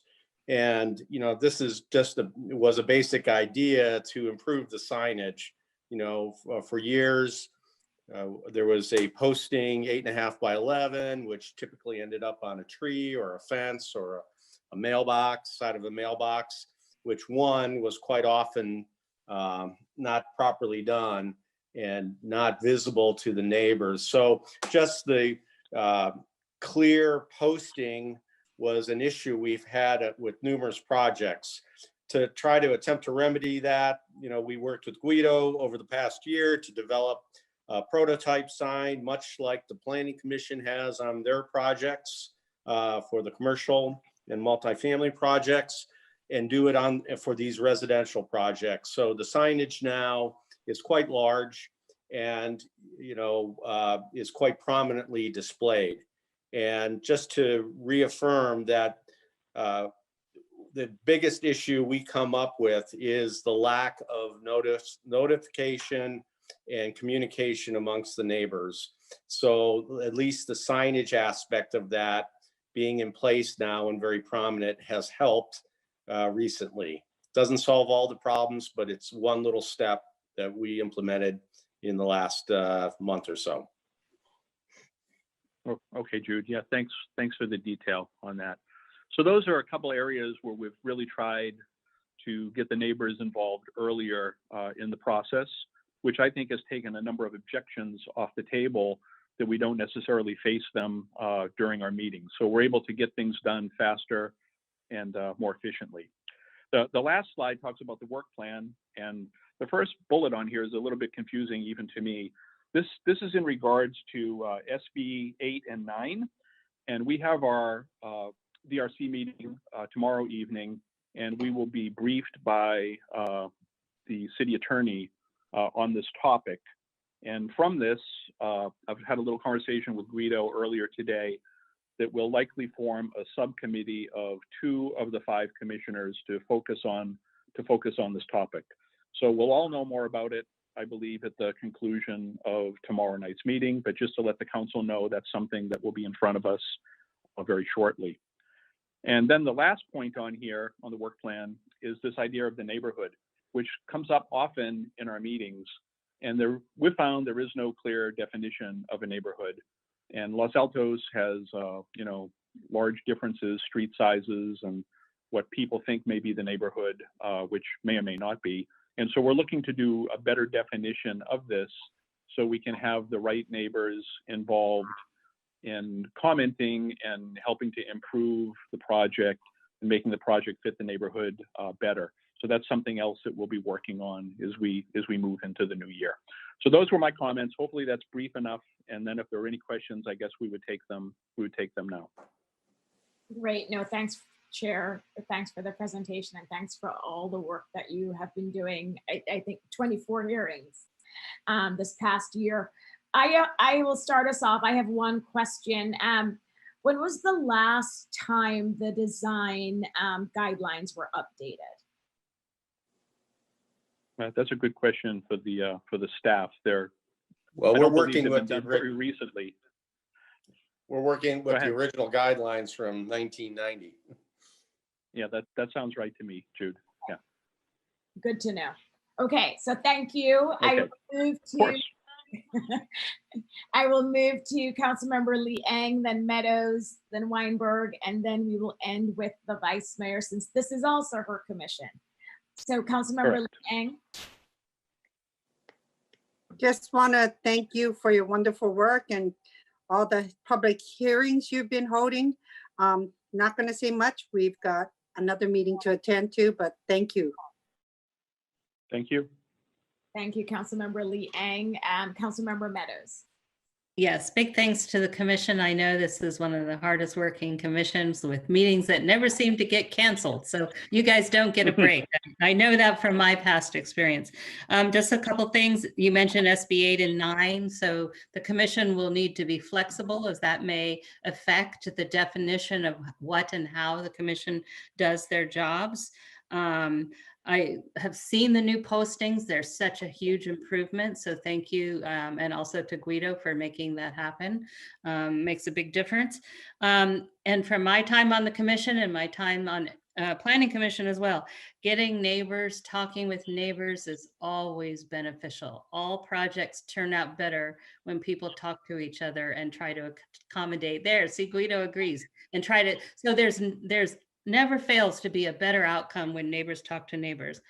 That said, we also have to respect our zoning and our design guidelines. And this commission strikes a very difficult balance sometimes between the neighbors and what is allowable in terms of the design guidelines and our zoning. So I know that's a fine balance, and thank you for striving to achieve that. And I'll end there. Thank you. Councilmember Meadows and Councilmember Weinberg. Thank you, Mayor, and thank you to all of our DRC commissioners. I really appreciate the hard work that you're doing. I want to echo what Councilmember Meadows said, and to you, Guido, the new signage is, I think, a huge improvement as to what we've had. I practice real estate law. I litigate a lot, and because of that, I deal with a lot of neighbor disputes. So I will echo vehemently how important it is to get neighbors talking, and how important that goal of yours of making sure that there is adequate communication among the neighbors, among the residents, to know what is going on and to be aware of what's happening, having few surprises as possible is so critical, because it makes everything work more smoothly. So thank you for taking that seriously, for recognizing how truly important it is, because if people understand what to expect, it makes everyone's lives easier, from you to the council to everyone else involved. Thank you so much. Okay, thank you. Thanks, Councilmember Weinberg. And Vice Mayor? So I want to say to this group, because this is the first year I've been liaison to this organization, that a lot of people in town think Planning Commission just does the heavy lifting for what matters in town. And they certainly have an impact on what's happened on First Street and El Camino and downtown. But this commission really decides how our neighborhoods look. And there is nothing more important in my experience talking with residents than what happens in their own neighborhoods. And this commission upholds what is a Los Altos neighborhood. And so I want to thank you from the bottom of my heart for everything that you all do, and tell you that I think probably the biggest challenge we have is ahead of us, because the new legal changes that are being imposed from Sacramento mean that we may need to take your collective wisdom and try to put them into objective standards. And that is going to be a huge, huge effort, where we may be asking you to do things. This is way outside of your kind of daily work on working with particular projects, but we are going to be hugely dependent as an entire city on the expertise and the experience that you've all acquired in the years that you've been on this commission to help us go forward in the coming years with the new constraints we're going to be working on. So thank you in advance for what I know is going to be a huge task. I hope it won't be onerous, but I really appreciate all of your work. Thank you. Thanks, Vice Mayor, and thanks again, Chair and Commissioners, DRC Commissioners. Thanks for being here. And thanks for all the work that we know you have ahead of you. And so with that, I am going to move on to the last commission, which is the Library Commission. We also have a special meeting that was scheduled to start at 7. It is not a time certain. We will finish the Library Commission meeting and then we'll move to our special meeting. So if you're calling in for a special meeting, I am estimating that we will start that meeting in the next 30 minutes. And we will not be rushing our library commissioners. We're looking forward to their presentation. And so with that, City Clerk, can you please call the roll and establish quorum for the Library Commission? Sure. I have Chairperson Bedard. Here. Okay. Commissioner Wheeler. Here. Commissioner Crane. Commissioner Carter. Here. Commissioner Gee. Here. And Commissioner Lowe. Here. Thank you. And I want to call out Commissioner Crane one more time. Okay, thank you. You do have a quorum of your Library Commission. Thank you. The last time everybody was here, Library Commission, I don't know what's happening. But with that, I will turn it over to your chair to present. Thank you. Thank you, Mayor Flieger. We appreciate it. Thank you, Jamie. I'm going to start off with thanking you for all of your help. We're going to report to you by subcommittee. And so, Jamie, if we could have the first slide.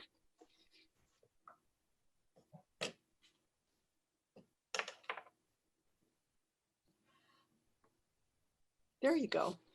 Okay. There we go. Just could you go to the second slide, please? Yep.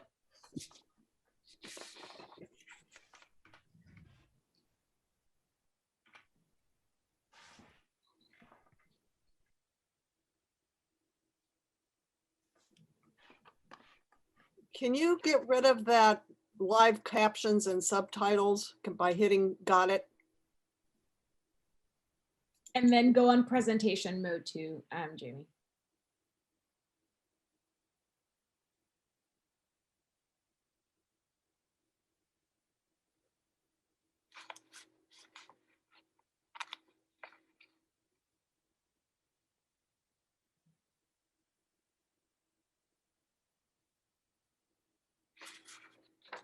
let me just talk while she's finding presentation mode. We have a new commissioner. Just check the swap presenter view, Jamie, that should do it.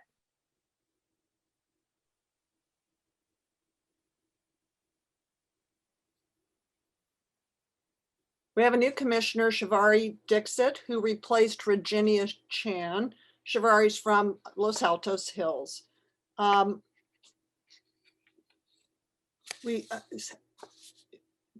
was unable to make it today because she had her wisdom teeth extracted and is probably doing this right now. Oh. At any rate, Jamie, could you go to the next slide? And actually, Jamie, could you skip to just go down to the first infrastructure committee, subcommittee slide?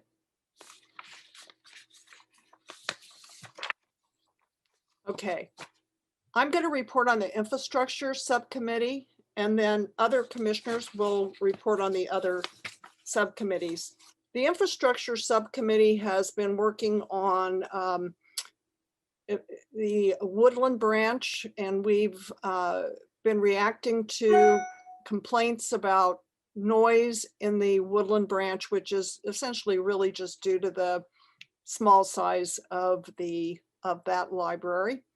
We've looked at a number of different expansion plans and are, looking at a 4,400 square foot expansion at some point in the future that would allow an adult quiet room and an additional meeting rooms, in particular one community meeting room, which could be subdivided with the room dividers that they have now. And it would serve the same purpose as the orchard room does for the main library.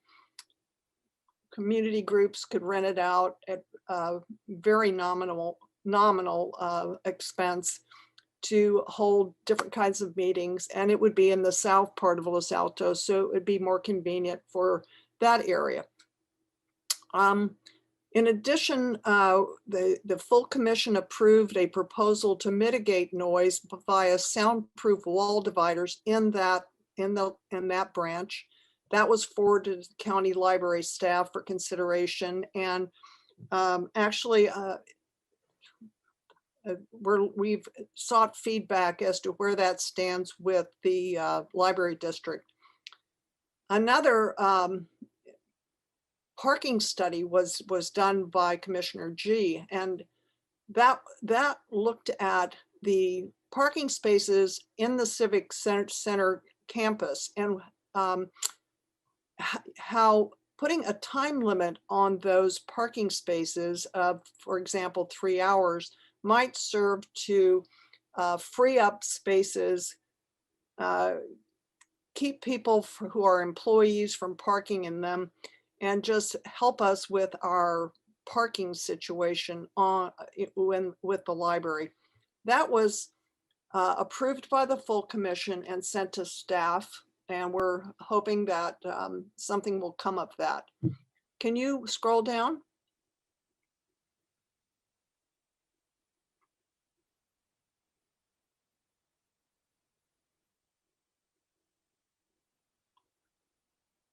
Can you scroll down?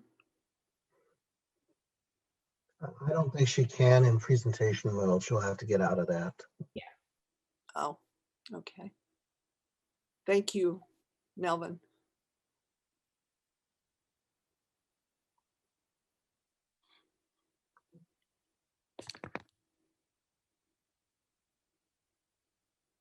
And we're seeing your email, Jamie.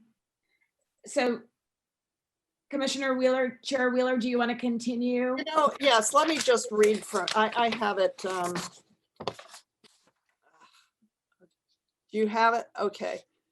So going forward for next year, we're going to just continue to look at improvements. We're looking now at making incremental improvements, looking at the door to see if we can find out why it makes so much noise, looking at other ways to try to mitigate the issues at the Woodland branch. We will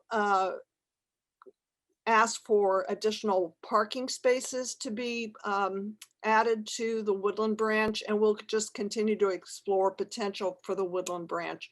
We also are looking at the main library to see what incremental changes might be appropriate there that we could work on with the librarian.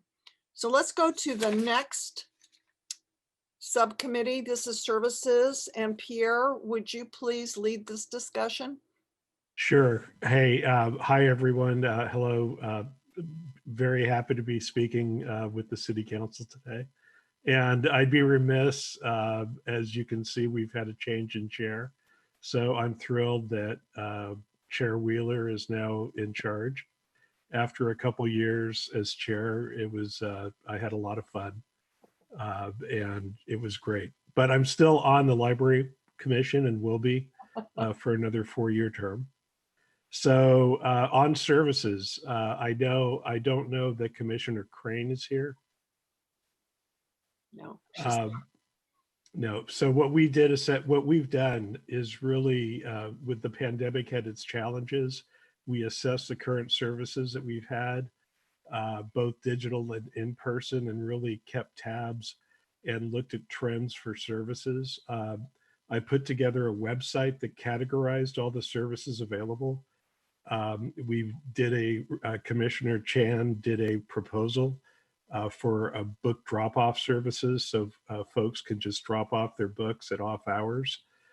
We did evaluated the Book Dash service, which went on to be award-winning and also used throughout the entire system, the entire county system, which is great. So essentially what we're doing for 2022 is really keep evaluating and see where we go. Things have changed, and we feel that between the 3 commissioners on this subcommittee, we can attack different areas. Commissioner Dixit has already looked at doing some services around the Diwali holiday, and I know Commissioner Crane has done other stuff with services that go beyond just what we were looking at. But that's it. Thank you. Thank you, Pierre. Jamie, can you go to the next slide? Carol, would you like to take us through the awareness subcommittee? Sure. Can you hear me? Yes. Okay. The awareness committee's task is public outreach. And our targets for outreach are seniors and youth and the general public. So for seniors, we continue to assess the most effective means of communicating with them, and in order so that they will know about the library's resources. We have created public service announcements of various kinds, but among other things, we have created PSAs in assisted living facilities. And the contact has led to in-person contact between the staff and seniors in these facilities. Our work with youth involves researching social media platforms that would be ideal for reaching youth, in other words, the kind of thing that they do, so that they know what the library resources are and what the events are. We have created PSA opportunities for youth also with local teen publications, the Mid-Peninsula Post, the Los Altos High School newspaper, the Talon, the Foothill College radio station, Channel 15, and so forth. For the general public, we continue to evaluate and implement outreach programs through all reasonably available means. This means the monthly lolly ads that are created for the town crier. Other PSAs that I haven't mentioned already, Stanford University has what they call the Stanford Report, which is an online newsletter that reaches all faculty and staff. Channel 15, the Kiwanis newsletter I think that's all of them that I've already mentioned. At one point, we developed signage for the people who were waiting in line to get into the library when the library was closed during COVID. And those notices promoted activities that the library was offering. Commissioner Chan created a tool to analyze the e-resources quarterly data.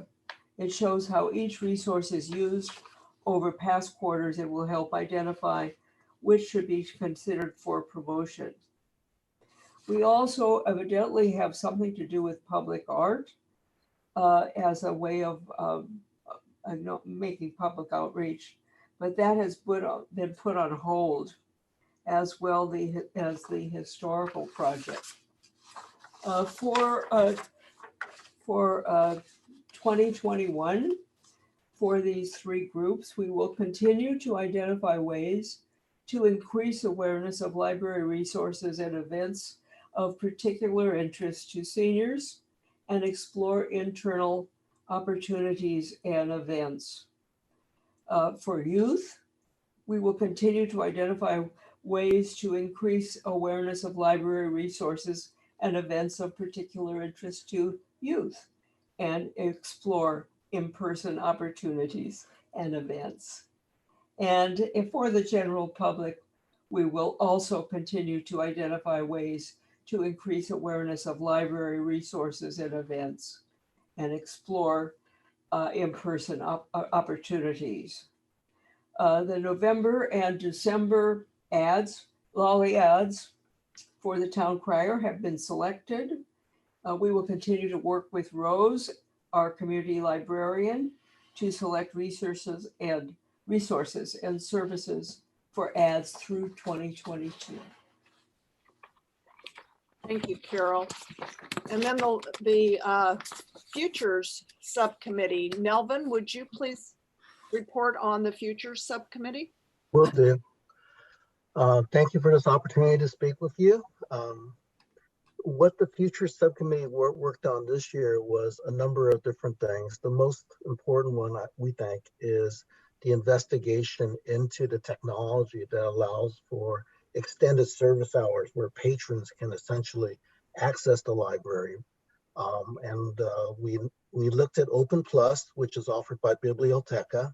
That company has about a 60% share of that particular space, with about 100 installs in the US and 900 worldwide. We talked to 2 libraries that have either gone through and have implemented Open Plus or in the process of doing that. Woodland is actually going to be the very first branch inside the Santa Clara County Library District to offer this technology. They should be up and running early next year, and they're extending their service hours with Open Plus an additional 3 hours in the morning on Thursdays, Fridays, and Saturdays. We presented the case to the Library Commission, and they're basically, as I mentioned, going forward with the Santa Clara County Library District. We've also have taken another look at the case for redevelopment. And if anything, the challenges for the future are even greater than when we did the needs assessment back in 2018. We're looking at essentially a new Los Altos residence and higher density housing. And so our recommendation, which the commission looked at and has decided to essentially forward to the NCLA to restart their task force around redevelopment with a number of strategic questions that they'll have to answer as they go through that particular process. In terms of the next year, we're actually going to try to double down in terms of our approach, which is try to find some new technologies that could perhaps dramatically improve capabilities and patron experience. And in the course of doing so, and as we develop this portfolio, we'll update our roadmap. Thank you, Melvin. Jamie, would you go to the last slide? This is the work plan subcommittee. Pierre, would you like to discuss this subcommittee? Sure. This subcommittee is essentially helps put the work plans together Unfortunately, we didn't do a whole bunch here. Freddie had to step up and do it because of the scheduling. So that's our subcommittee. Thank you, Pierre.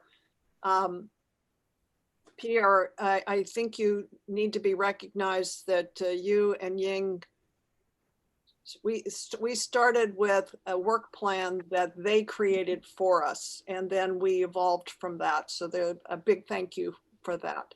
So with that, thank you so much for this opportunity to speak with you. And please ask any questions that you may have.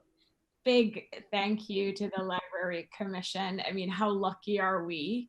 I am so impressed with the passionate experts we have on our commissioners. And of course, the library commissioners always blow me away. I serve on the NCLA, so a lot of this information I've seen before, but still very, very impressive. So a big thank you on behalf of our community. I will start with our Vice Mayor, then I'll go to Councilmember Weinberg and then Councilmember Lee Eng for questions or comments. And again, if you're calling in for a special meeting, this is our last joint commission meeting, and so we will start our special meeting soon after we complete the Library Commission joint meeting. So thanks for your patience. Vice Mayor? Sure. So I want to echo what the chair said and thank Mr. Bedard, because it's clear that his approach to business-like organization and structure of work plans has played out well and is serving our library and the huge community, which goes way beyond Los Altos, that uses our libraries very well, and is obviously a structure that you're continuing with very successfully. Want to thank all the commissioners for all of their incredible work, but I also want to mention the staff liaison and take this opportunity to say thank you to Jamie Chu, because not only does she serve this commission, but she stepped into Arts Commission. We played musical staff liaisons earlier this year and was able to support them as well. And since she was not a participant when we had that commission, the Arts Commission on, I want to take this opportunity to thank Jamie for her service to that commission as well. So no questions, just thank you all so much for what you do. Thank you. Thank you, Vice Mayor. Councilmember Weinberg. Thank you, Madam Mayor. I will just echo what the Vice Mayor said. Thank you so much for all the work that you are doing. Jamie, thank you for all the work that you've been doing with all the commissions that you are on. Pierre and I have had one or two conversations between the two of us. I have learned an awful lot. I live within 500 feet of the Woodland Branch Library, so I don't think that I should ask anything substantive. But once again, I do want to thank all the commissioners for their very hard work. Thank you. Thank you, Councilmember Weinberg. Councilmember Lee Eng.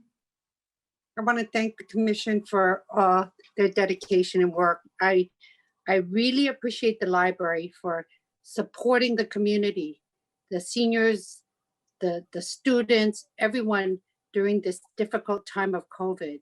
You really came through in continuing to provide services, even though people could not go to the library. And so I'm so happy that the library is open now. The other thing is, you talked about outreach to the teen publications. So what I want to be sure is to make sure that we don't only focus on publications in North Los Altos. So I want to recognize that there are teen publications at Mountain View High School, as well as Homestead High School. We need to reach out to our private school institutions, as well as our homeschools, because there is a homeschool publication as well. So if you're going to continue to reach out to the teens, please consider the other education institutions as well within our whole, servicing our whole community. Thank you so much, and thank you for all that you do. Thank you, Councilmember Lee Eng. And if you have the specific names for those publications, I'm sure they would appreciate getting that. So thank you. I'm happy to hear you have submitted the request to the county on the wall dividers. I look forward to hearing about that in my NCLA role. But again, thank you all so much. Keep up the great work and have a good evening. So thank you. Thank you. And we also do want to give a big shout out to Jamie. Thank you so very much for all your help. You are just fabulous. So we really appreciate it. And Pierre, thank you for 2 wonderful years serving as chair. You're a tough act to follow.